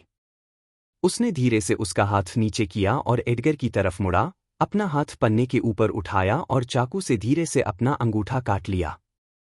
उसके अंगूठे से खून की कुछ बूंदें कागज पर टपक पड़ी। इससे पहले कि वह कुछ प्रतिक्रिया दे पाता, कागज जलकर राख हो गया और एक धुंधली सी लकीर उभर आई, मानो कोई लाल फूल पलक झपकते ही खिलकर गायब हो गया हो। एक क्षण के लिए एल्फ लड़की का शरीर कांप उठा। ओरायन द्वारा उसे देखे जाने के बाद से यह उसकी पहली सच्ची प्रतिक्रिया थी। मास्टर, अब वह आपकी है। वह सुरक्षित है। एल्फ की दयनीय हालत देखकर ओरियन का दिल दुख गया। हाँ, अच्छा, मुझे भी वापस जाना होगा। फिर उसने अपने हाथ और चाकू की ओर देखा। वाह, कितना तेज चाकू है, इसने मेरी त्वचा को चीर दिया। कसाई का चाकू? विवरण? अरे, कम से कम ये तो एक उच्च स्तरीय खजाना है। ओरियन के होंठ फड़क उठे।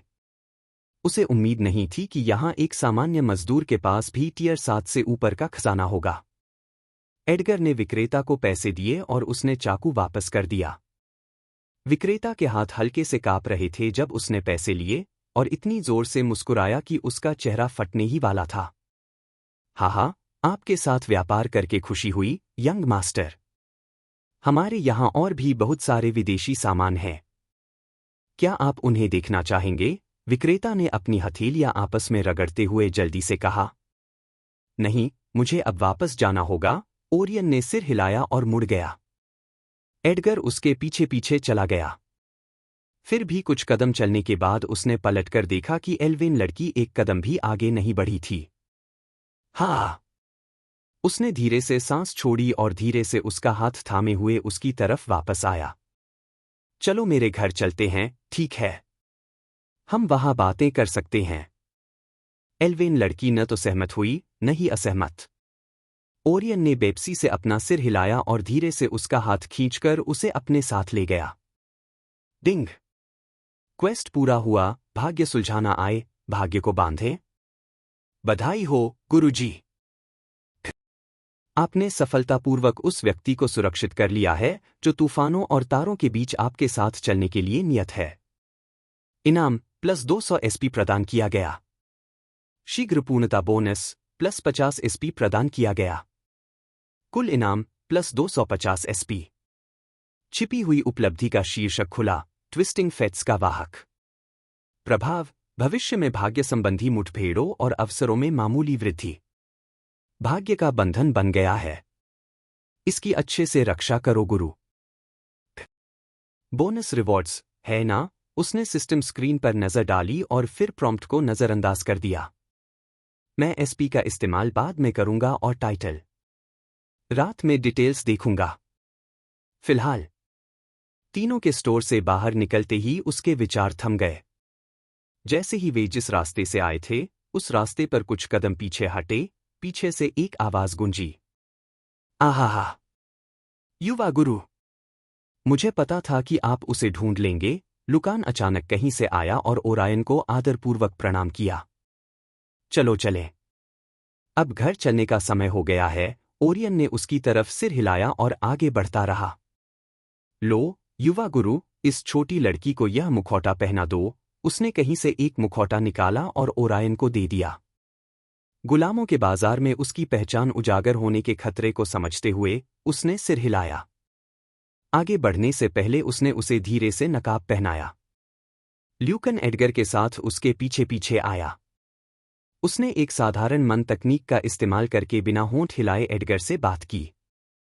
सर एडगर, क्या वह सुरक्षित है? वह एल्वेन साम्राज्य की जासूस तो नहीं है? उसने सावधानी से पूछा। क्या तुम उस प्रतिष्ठान के अंदर सभी कल्पित बौनों की पृष्ठभूमि की जांच करने नहीं गए थे? तुम्हें क्या पता चला? एडगर ने उसे अर्थपूर्ण दृष्टि से देखा और पूछा। लुकान चलते हुए अपनी ठुड्डी रगड़ रहा था। यही तो दिलचस्प बात है। मुझे सभी कल्पित बौनों के बारे में लगभग सब कुछ पता चल गया। सिवाय उसके। बस इतना लिखा था कि शिकारियों के एक समूह ने उसे ग्रेट वाइल्डनेस में पाया और कुछ दिन पहले ही उसे बेचने के लिए यहां लाया था। एडगर ने कुपोषित लड़की को गौर से देखा। वे उसे सुरक्षित वापस ले आए? हाँ, लुकान ने सिर हिलाया। शिकारी दल के उपनेता को एक जानवर ने बुरी तरह घायल कर दिया था। इसलिए वे बिना रुके दिन रात यात्रा करते रहे और उसके इलाज के लिए कुछ पैसे जुटाने के लिए उसे यहां बेच दिया। और इससे पहले कि कोई उसे खरीद पाता, यंग मास्टर आ पहुंचा। एडगर ने एक पल सोचा, जब हम हवेली पहुंच जाए तो अपने एक आदमी को शिकारी दल की तलाश में भेजो और उसके बारे में जितनी हो सके सारी जानकारी इकट्ठा करो। लुकान ने चुपचाप सिर हिलाया। वे दोनों ओरियन के पीछे पीछे चलते रहे, जिसने उस एल्वेन लड़की को धीरे से थाम रखा था, जो हर दूसरे कदम पर लड़खड़ाती हुई लग रही थी। आह! कितनी हल्की है वो! मुझे तो लगता है कि मैं उसे सड़क के उस पार फेंक दूंगी। ओरियन ने उसे धीरे से सहारा देते हुए विलाप किया। उसे डर था कि कहीं वो टूट न जाए। समूह भूमिगत जगह से बाहर निकलता रहा। जल्द ही वे घुमावदार सुरंग से ऊपर उठते हुए निकास द्वार पर पहुंच गए। हाँ, आखिरकार थोड़ी ताज़ी हवा मिली। ओरियन ने धीरे से कहा, बाहरी दुनिया की हल्की, ठंडी हवा को अपने चेहरे पर महसूस करते हुए। आखिरकार एल्वेन लड़की ने अपना सिर उठाया और साफ आसमान की ओर देखा। उसकी आंखों में किसी चीज की हल्की सी चमक आई, फिर जैसे ही उसने नजरें नीची कीं, वे फिर से मंद पड़ गईं। उसने उसे गौर से देखा और हल्की सी आह भरी। ठीक है, गाड़ी तैयार करो। लुकान ने जल्दी से सिर हिलाया और गाड़ी को आगे बढ़ाया। ओरियन ने धीरे से पूछा, क्या तुम उठ सकते हो? उसकी तरफ से कोई प्रतिक्रिया नहीं मिली। उसने हल्की सांस छोड़ी और उसे राजकुमारी की तरह उठाकर गाड़ी के अंदर ले गया। उसे उठाना किसी व्यक्ति को उठाने जैसा कम, बल्कि एक सूखी लकड़ी को उठाने जैसा अधिक महसूस हो रहा था, लगभग भारहीन और नाजुक। उसने जल्दी से उसे गाड़ी में अपने बगल में बिठाया और आखिरकार अपना नकाब उतार दिया। हाँ, आखिरकार मैं सांस ले पा रहा हूं। सिर घुमाकर उसने देखा कि उसका चेहरा नकाब से ढका हुआ था। उसने कोमल हाथों से नकाब भी हटा दिया। जो सामने आया वह एक औसत से भी ज्यादा दिखने वाला चेहरा था, जो एक एल्फ के लिए भी था, जो इंसानों के बीच पहले से ही काफी खूबसूरत मानी जाती थी। उसके हरे बाल और नीली आंखें थीं, जो अपने आप में काफी मनमोहक लग रही थीं। हम्मा, वो इतनी अजीब क्यों लग रही है? मानो मैं उसे देख ही नहीं पा रहा हूं, ओरियन मन ही मन बुदबुदाया। जब उसने अपना मुखौटा हटाया और उसे घूरने लगा तो एल्वेन लड़की ने कोई प्रतिक्रिया नहीं दी। एडगर अंकल, क्या आप जानते हैं कि उसे क्या हो गया है? वह किसी भी बात पर प्रतिक्रिया क्यों नहीं दे रही है? एडगर के उनके सामने बैठते ही उसने पूछा। एडगर ने उत्सुकता से एल्फ की ओर देखा, उसकी अस्पष्ट निगाहों को देखते हुए। बेहतर होगा कि आप इस बारे में लेडी सेलेन से पूछें, यंग मास्टर। मैं इसमें कोई विशेषज्ञ नहीं हूं। मुझे तो बस लड़ना और मारना आता है। हा, लूकन गाड़ी के आगे से जोर से हंसा। सर एडगर बहुत ही जालिम हैं, यंग मास्टर। वो यहां सिर्फ शिष्ट होने का दिखावा करते हैं। जब वो लड़ते हैं तो आपको उन्हें देखना चाहिए। हो, लगता है तुम्हें पर्याप्त प्रशिक्षण नहीं मिल रहा है, लिल ल्यूकन, एडगर ने शांत मुस्कान के साथ कहा। लूकान चुप हो गया, उसकी तरफ से कोई स्वीकृति की आवाज तक नहीं निकली। ऐसा लगा जैसे वह गायब हो गया हो। अगर ओरियन उसे खिड़की से न देख पाता, तो उसे सचमुच यही लगता कि लूकान गाड़ी से नीचे कूद गया है। तो मुझे दादी से उसके बारे में बात करनी चाहिए, है ना? खैर, शायद मैं बस इतना ही कर सकता हूं। उम्मीद है कि वे नकारात्मक प्रतिक्रिया नहीं देंगी, उसने सिर हिलाया। तुम्हें कुछ पता है, लिल्लुमी? नहीं। मैं सचमुच दूसरों के शरीर की हालत नहीं देख सकता, गुरु। इसके लिए आपको अपनी रहस्योद्घाटन की आंख की और भी क्षमताएं विकसित करनी होंगी। ओरियन ने शांति से सिर हिलाया। खैर, चिंता मत करो। यह पहली बार नहीं है जब तुमने खुद को बेकार साबित किया हो। नू, आज तुम इतने कठोर क्यों हो? डिंग। नई फेट सीरीज क्वेस्ट उपलब्ध। क्या बकवास है? क्या अब तुम मुझसे बदला ले रहे हो? माँ। ठीक है, मैं तुम्हें दोष नहीं दूंगा। मुझे दिखाओ कि खोज क्या है। Quest fate unravel 2 unmask the soul. Quest विवरण।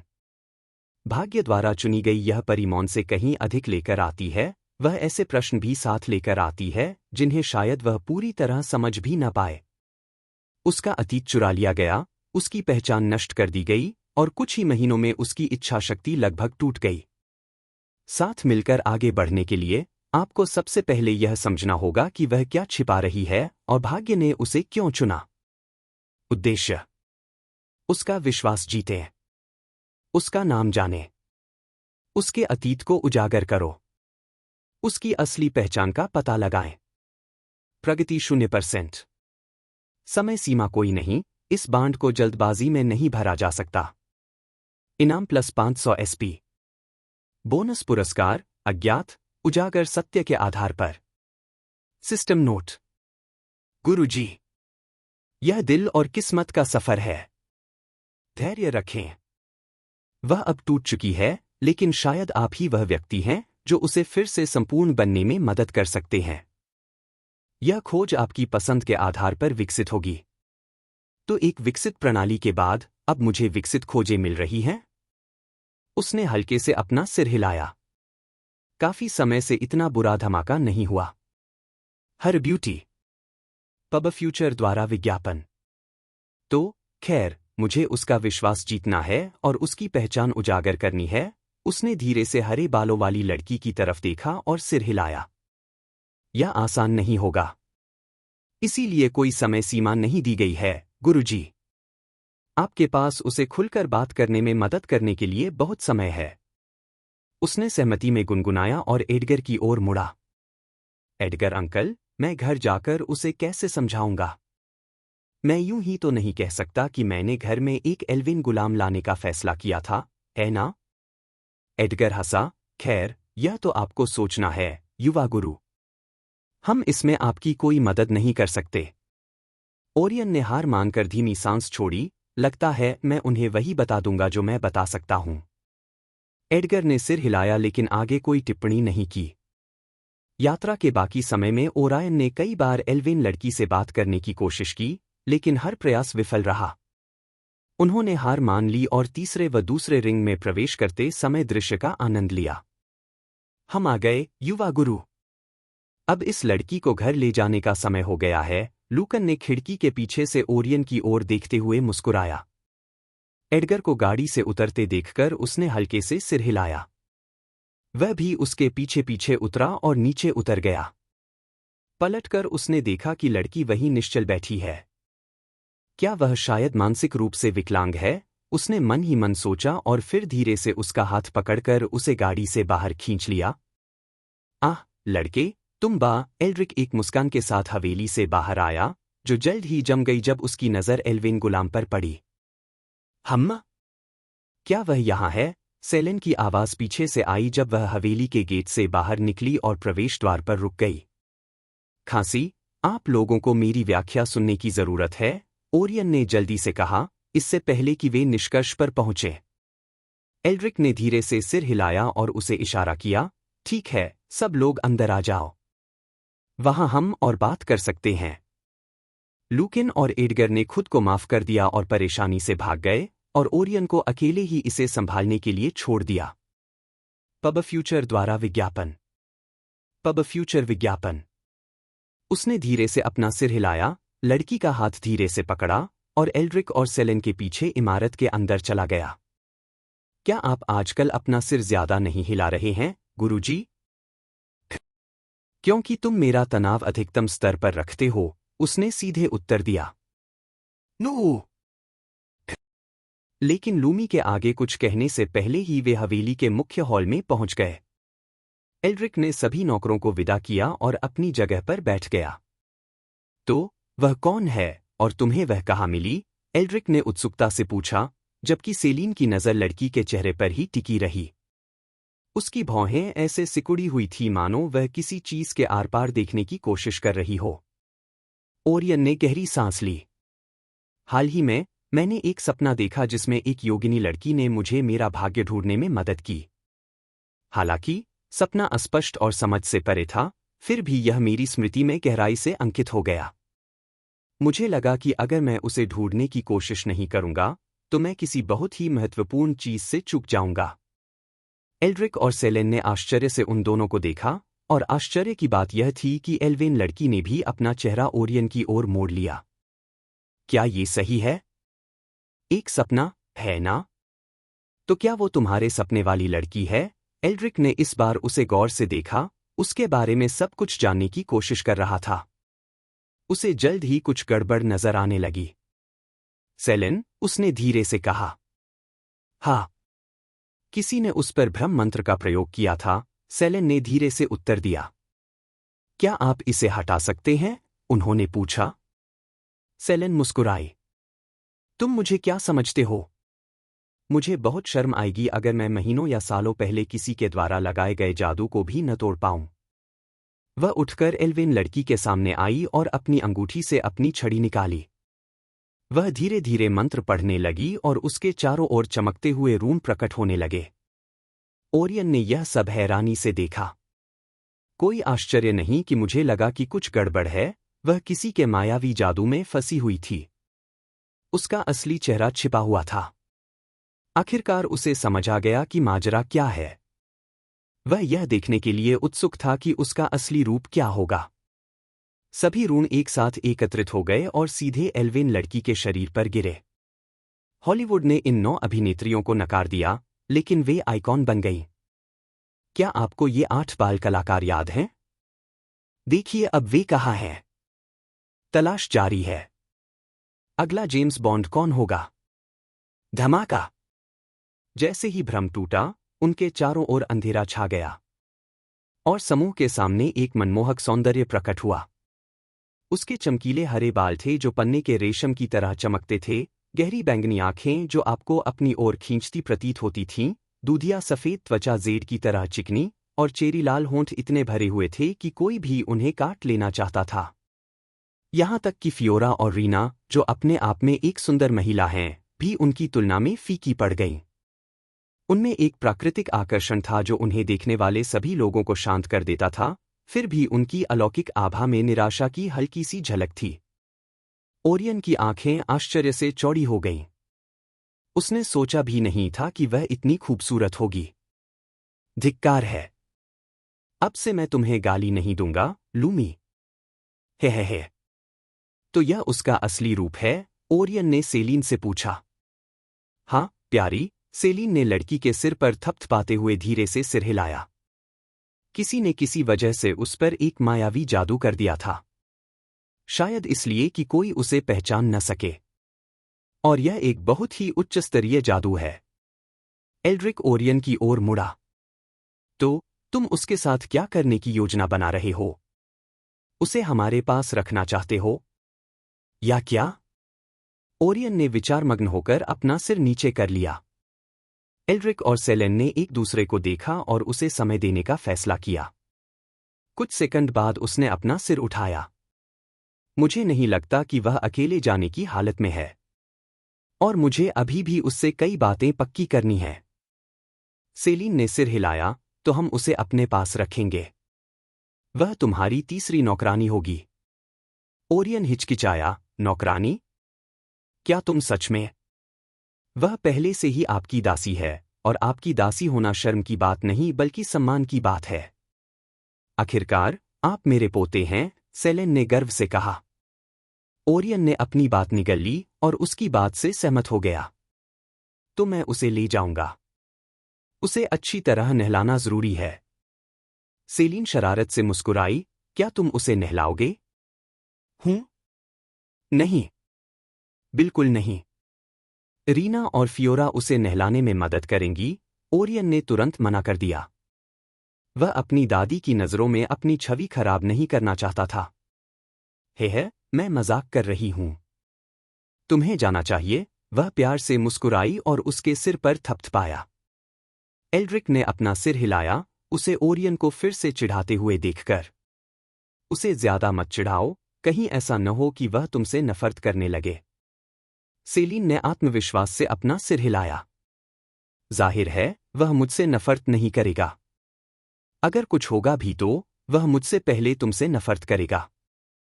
एल्ड्रिक के होंठ फड़कने लगे। हल्की सी आह भरते हुए उसने एक लिफाफा निकाला। खैर, कम से कम उस अकादमी के डीन ने तो जवाब दे दिया। ओरियन अब जब चाहे वहां जाकर रजिस्ट्रेशन करा सकता है। लेकिन उसे खुद ही परीक्षा देनी होगी, डीन मेरे पोते की काबिलियत देखना चाहता है। उसके हाथ से लिफाफा लेते हुए, सेलीन हल्के से हंसी। है, तो उसे ओरियन को परखने दो। रुको और देखो कि उसकी असीम क्षमता देखकर उसका मुंह कैसे जमीन पर गिर जाता है। एल्ड्रिक ने उसकी ओर देखते हुए अपने चेहरे पर थोड़ी गंभीरता दिखाई। क्या तुम्हें उससे किसी श्राप का असर महसूस हुआ? सेलीन ने धीरे से सिर हिलाया। हाँ, और ये बहुत तेज है। मैं भी इसमें कुछ नहीं कर सकती। क्या ये उसके साथ पैदा हुआ था? या किसी ने इसे उस पर डाल दिया था? उसकी निगाहें गंभीर हो गईं। दुनिया में ऐसा कौन है जो ऐसा श्राप दे सकता है जिसे तुम तोड़ न सको? एल्वेन की महापुरोहिती? सेलीन ने जल्दी से अपना सिर हिलाया, नहीं, नामुमकिन है। वह शाप जादू से अपने हाथ कंधे नहीं करेगी। तो कौन? वृद्ध दंपति इस बात पर चर्चा करते रहे कि वह कौन हो सकता है, और जल्दी ही दास मुद्दे को भूल गए। आखिरकार, कुलीन वर्ग में यह काफी आम बात थी। मास्टर, वह कौन है? रीना ने अपनी कांपती हुई उंगली एल्वेन लड़की की ओर उठाई। वह? ओरियन ने उसकी ओर इशारा किया, समझ नहीं आ रहा था कि क्या कहे क्योंकि उसे उसका नाम भी नहीं पता था। एक पल सोचने के बाद, उसने उसका नाम तय किया, सेराफ है। मैंने बाजार से एक दासी खरीदी है, और अब से वह मेरी तीसरी निजी दासी होगी। क्या? रीना लाइब्रेरी के अंदर खड़ी होने के बावजूद जोर से चिल्लाई। इस बीच फियोरा ने चौड़ी आंखों से सेराफ को देखा। उसके दिल में बेचैनी महसूस हो रही थी। नो ड्रेसिंग पैटर्न जो सिर्फ सुडौल लड़कियों पर ही अच्छे लगते हैं। हर ब्यूटी पब फ्यूचर द्वारा विज्ञापन। ओरियन को इधर उधर देखने और कुछ नौकरानियों से पूछने पर पता चला कि वे दोनों सुबह से ही लाइब्रेरी में बंद थीं। वह उन्हें ढूंढने के लिए सीधे सेराफ को लाइब्रेरी के अंदर ले आया था, जिसकी वजह से यह हाल हुआ। गुरुजी, क्या हम आपके लिए पर्याप्त नहीं थे? रीना ने ओरायन और सेराफ की ओर देखते हुए पूछा। खांसो, ऐसा कुछ नहीं है, तुम दोनों पहले मेरे साथ मेरे कमरे में चलो, मैं तुम्हें वहां की स्थिति समझा दूंगा, उसने शांत पुस्तकालय में इधर उधर देखने से पहले कहा। कुछ नौकरानियों को अलमारियां साफ करते देखा जा सकता था, लेकिन वे उनकी ओर देखने की हिम्मत नहीं कर रही थीं, वे चुपचाप अपना काम कर रही थीं। ओरियन मुड़ा और सेराफ को अपने साथ लाइब्रेरी से बाहर ले गया। रीना और फियोरा ने एक दूसरे को देखा और फिर उसके पीछे बाहर चली गईं। रीना ने देखा कि ओरियन सेराफ के साथ कितनी कोमलता से पेश आ रहा है, तो उसकी भौहें तन गईं। फियोरा ने रीना के हाव भाव देखे और उसे धीरे से धक्का दिया और चुपचाप उसे शांत होने का इशारा किया। रीना ने गाल फुला लिए, लेकिन धीरे धीरे उसका तनाव कम हो गया। वह जानती थी कि उसका मालिक ऐसा इंसान नहीं है जो बिना वजह अजनबियों को घर ले आए। ओरियन के विशाल कमरे में वापस आकर उसने सेराफ को खिड़की के पास रखी आरामदायक कुर्सी पर बैठने का इशारा किया। एल्फ चुप रही, उसकी मृत बैंगनी आंखें कमरे में चारों ओर सावधानी से देख रही थीं, ओरियन के सौम्य व्यवहार के बावजूद अभी भी सतर्क। ओरियन ने आगे बढ़कर उसे धीरे से कुर्सी पर बैठा दिया। रीना और फियोरा ओरियन से थोड़ा पीछे खड़े थे, उनकी नजरें जिज्ञासा और हल्की आशंका के साथ एल्वेन लड़की पर टिकी हुई थीं। ठीक है, ओरियन ने धीरे से कहा, सेराफ के सामने बैठते हुए और उसकी सतर्क निगाहों से मिलते हुए, मुझे स्पष्ट रूप से समझाने दो। उन्होंने संक्षेप में उस दिन की घटनाओं का वर्णन किया, उनका सपना और कैसे उन्होंने बाजार में सेराफ से मुलाकात की, सिस्टम द्वारा दिए गए खोज विवरण को सावधानीपूर्वक छोड़ दिया। अपने स्पष्टीकरण के दौरान सेराफ की निगाहें कभी नहीं डगमगाईं, यद्यपि उसके सपने का उल्लेख सुनकर उसकी आंखों में भ्रम की एक हल्की सी झलक उभरी। इस तरह मैंने उसे पाया, ओरियन ने शांति से रीना और फियोरा की ओर देखते हुए कहा। मुझे एक जुड़ाव महसूस हुआ और मैंने तय किया कि उसे यहां लाना जरूरी है। बात तुम दोनों में से किसी से असंतुष्टि की नहीं है। तुम दोनों मेरे लिए अपूरणीय हो। पब फ्यूचर द्वारा विज्ञापन। पब फ्यूचर विज्ञापन। रीना की अभिव्यक्ति अंततः पूरी तरह से शांत हो गई और फियोरा ने एक सौम्य, राहत भरी मुस्कान दिखाई। हमें आप पर भरोसा है, गुरुजी, फियोरा ने धीरे से कहा। सच में, रीना ने जल्दी से सिर हिलाया, हालांकि उसकी नजरें सेराफ पर ही टिकी रहीं। अगर मास्टर उसे महत्वपूर्ण समझते हैं, तो वह महत्वपूर्ण है। ओरियन गर्मजोशी से मुस्कुराया, इस बात से राहत महसूस करते हुए कि गलतफहमी जल्दी ही सुलझ गई। फिर उसने सेराफ की ओर देखा, जो अब भी चुपचाप सब कुछ देख रहा था। सेराफ, उसने धीरे से कहा, उसे दिए गए नाम को परखते हुए। कोई प्रतिक्रिया न देखकर उसने आगे कहा, ये दोनों रीना और फियोरा हैं। ये तुम्हारी साथी होंगी और तुम्हें यहां बसने में मदद करेंगी। मैं चाहता हूं कि तुम हम पर भरोसा करो। तुम्हें अभी बोलने की जरूरत नहीं है, लेकिन कम से कम यह तो मानो कि यहां कोई तुम्हें नुकसान नहीं पहुंचाएगा। सेराफ की आंखें हल्की सी झपक गईं और कुछ देर बाद उसने धीरे से अपना सिर हिलाया। यह एक छोटा सा इशारा था, लेकिन ओरियन को इससे एक उपलब्धि का एहसास हुआ। अच्छा, ओरियन ने रीना और फियोरा की ओर मुड़ते हुए धीरे से मुस्कुराते हुए कहा। क्या तुम दोनों सेराफ को नहलाने और उसके लिए कुछ साफ कपड़े ढूंढने में मदद कर सकती हो? उसका दिन बहुत मुश्किल रहा है। हाँ, गुरुजी, फियोरा ने धीरे से उत्तर दिया और धीरे से सेराफ की ओर बढ़ी। उसने सावधानी से हाथ बढ़ाया, उसकी आंखें गर्मजोशी से भरी थीं। हमारे साथ आइए, सेराफ। रीना ने मन ही मन आह भरी, फिर भी पास आकर उस योगिनी को आश्वस्त करने वाली मुस्कान दी। चिंता मत करो, हम तुम्हारा ध्यान रखेंगे। सेराफ ने ओरियन और दोनों लड़कियों के बीच देखा और आखिरकार धीरे से खड़ी हो गई। उसके हिचकिचाते कदमों से पता चल रहा था कि वह सचमुच कितनी थकी हुई थी। रीना और फियोरा ने उसे धीरे से कमरे से बाहर निकाला और रास्ते में उसे धीरे से आश्वस्त किया। उनके जाने के बाद ओरायन ने धीरे से सांस छोड़ी और अपनी कुर्सी पर पीछे झुक गया। उसकी निगाहें उस खाली जगह पर टिकी रहीं जहां सेराफ बैठा था। आपने इसे बहुत खूबसूरती से संभाला, गुरुजी। या यूं ही कहो, उसने मुश्किल से सिर हिलाया। यह भरोसे का मामला जितना मैंने सोचा था, उससे कहीं ज्यादा मुश्किल होने वाला है, ओरियन ने मन ही मन आह भरी। आपके पास बहुत समय है, गुरुजी। याद रखिए, इस बंधन में जल्दबाजी नहीं हो सकती। लूमी की बात समझते हुए ओरियन ने धीरे से सिर हिलाया। वह हल्के से खिंचा और खड़ा हो गया, खिड़की तक गया और शाम की हल्की रोशनी से जगमगाते बगीचों को देखने लगा। सच में, मुझे धैर्य रखना होगा, उसने मन ही मन सोचा। उसके इर्द-गिर्द कई रहस्य हैं। यह मायावी जादू क्यों? उसकी असली पृष्ठभूमि क्या है? और भाग्य ने उसे मुझसे खास तौर पर क्यों जोड़ा? उसके मन में कई प्रश्न घूम रहे थे जिनका उत्तर वह अभी तक नहीं दे सका था, लेकिन उसने धीरे धीरे एक-एक करके उन प्रश्नों को सुलझाने का दृढ़ निश्चय कर लिया। यह आपको सीखना है, गुरुजी। हो सकता है किसी दिन आप एक साथ सबके बारे में जान सकें। इस बीच रीना और फियोरा ने सेराफ को नहलाने में मदद की तथा उसके कठोर उपचार से जमा हुई गंदगी और मैल को सावधानीपूर्वक धोया।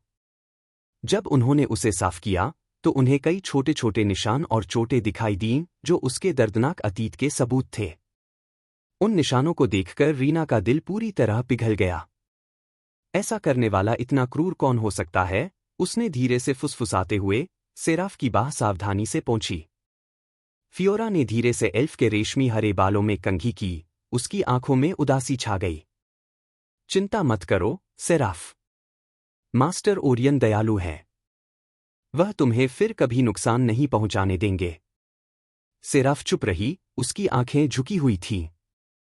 उनके शब्दों के बावजूद ऐसा लग रहा था कि उसने जरा भी अपनी सतर्कता कम नहीं की थी। इसके बाद उन्होंने उसे नए कपड़े पहनाए और ओरायन के पास वाले एक आरामदायक कमरे में ले गए, जिसे नौकरानियों ने पहले ही तैयार कर रखा था।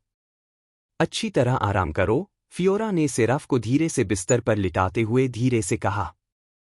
अगर तुम्हें कुछ चाहिए तो हम बाहर ही हैं। रीना ने आश्वस्त होकर मुस्कुराते हुए कहा, हम तुम्हारे लिए यहाँ हैं, ठीक है? सेराफ ने अंततः अपनी नजरें थोड़ी ऊपर उठाईं, और यद्यपि वह कुछ नहीं बोली, फिर भी उसकी आंखों में कृतज्ञता की झलक दिखाई दी। सेराफ के कमरे के बाहर पहुंचकर रीना ने धीरे से आह भरी, उसने बहुत कुछ सहा है ना? फियोरा ने सिर हिलाया, उसकी आंखों में दृढ़ संकल्प झलक रहा था। चिंता मत कीजिए, गुरुजी। हम उसका ध्यान जरूर रखेंगे। रीना ने चारों ओर देखा और फिर धीरे से फुसफुसाया, लेकिन वह मालिक की तीसरी नौकरानी होगी। क्या तुम्हें इससे कोई आपत्ति है? फियोरा ने धीरे से हंसते हुए कहा, जब तक उनके दिल में मेरी थोड़ी जगह है, मैं खुश हूं। इसके अलावा वह मास्टर के लिए काफी महत्वपूर्ण लगती है, इसलिए बेहतर होगा कि वह उनके करीब ही रहे। रीना ने आह भरी, हाँ। मुझे ये पसंद नहीं। मुझे ये बिल्कुल पसंद नहीं। मुझे तो लगा था कि मास्टर के लिए हम दोनों ही काफी हैं। लेकिन यहां तो उन्होंने एक और नौकरानी रख ली। क्या तुम्हें लगता है कि आगे चलकर वो और नौकरानियां रखेंगे? फियोरा के कान खड़े हो गए क्योंकि इस बार वह भी चुप हो गई, उसे समझ नहीं आ रहा था कि क्या जवाब दे। अगर वह सच कह रही थी, तो वह भी नहीं चाहती थी कि उसके मालिक की जगह और लोग उसकी जगह लें। उसने धीरे से अपना सिर हिलाया, जो होगा, वह होगा। हमें गुरु के हृदय में अपनी स्थिति मजबूत करने का प्रयास करना चाहिए। रीना शरारत से मुस्कुराई, क्या हमने पूरा दिन सिर्फ इसके लिए ही तो पढ़ाई नहीं की थी? फियोरा को यह सोचकर थोड़ी शर्म आई कि उन्होंने दिन भर पढ़ाई करते हुए क्या सीखा था। आओ, अब इसे परखने का समय आ गया है, रीना ने ओरियन के दरवाजे पर दस्तक देने से पहले पूरे जोश के साथ कहा। फियोरा उसके पीछे जाने से पहले थोड़ा घबराया। अंदर आओ, ओरायन की आवाज गूंजी। रीना ने दरवाजा खोला और फियोरा के साथ अंदर आ गई। हमने उसे आपके बगल वाले कमरे में रख दिया है, मास्टर, रीना ने धीरे से बताया। ओरियन ने सिर हिलाया। उसे अब अच्छे आराम की जरूरत है। वह मुस्कुराया, सेराफ के लिए किए गए इंतजामों से संतुष्ट। तुम दोनों ने अच्छा किया।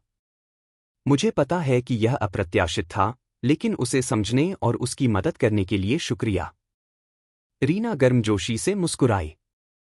मास्टर, आपको हमें धन्यवाद देने की जरूरत नहीं है। हमें तो बस आपका साथ देकर खुशी हो रही है। फियोरा ने धीरे से सहमति में सिर हिलाया, उसकी आंखों में ईमानदारी भरी थी। मास्टर को जो भी खुशी दे, हम हमेशा आपके साथ खड़े रहेंगे। ओरियन धीरे से हंसा, पहले का तनाव अब कम होने लगा था। मैं खुशकिस्मत हूं कि तुम दोनों मेरे साथ हो। रीना ने फियोरा को शरारत भरी नजरों से देखा। फियोरा थोड़ा शर्मा गई और उसने धीरे से सिर हिलाया। रीना आगे बढ़ी, उसके चेहरे पर एक चंचल मुस्कान थी। मास्टर, आज आपका दिन काफी थका देने वाला रहा, शहर घूमने और कई अनपेक्षित कामों को निपटाने में। क्यों न आप थोड़ी देर आराम करें?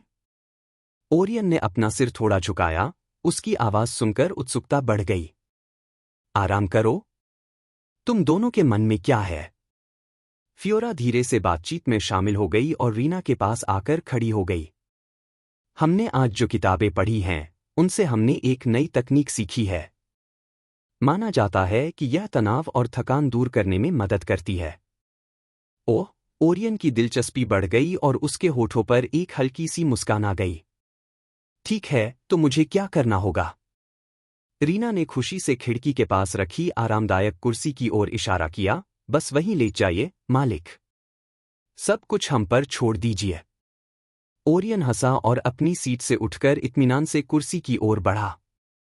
आलीशान गद्दियों पर बैठते हुए वह आराम से पीछे की ओर झुक गया और धीरे से सांस छोड़ते हुए कुर्सी ने उसे पूरी तरह से सहारा दिया। रीना उसके पास आई और उसके पैरों के पास धीरे से घुटने टेक दिए, जबकि फियोरा चुपचाप कुर्सी के पीछे चली गई और धीरे से ओरियन के कंधों और सिर के पास आ गई। पूरी तरह से आराम करें, गुरुजी, फियोरा ने धीरे से फुसफुसाते हुए कहा, उसकी आवाज शांत और सुखदायक थी। अपनी आंखें बंद करते हुए ओरायन ने हल्के से सिर हिलाया और स्वयं को उनकी देखभाल में सौंप दिया। रीना ने उसकी पिंडलियों की धीरे से मालिश करना शुरू किया। उसके नाजुक हाथ उसकी मांसपेशियों को धीरे से लेकिन दृढ़ता से दबा रहे थे, जिससे तनाव दूर हो रहा था जो आज पूरे शहर में यात्रा करने के बाद जमा हो गया था।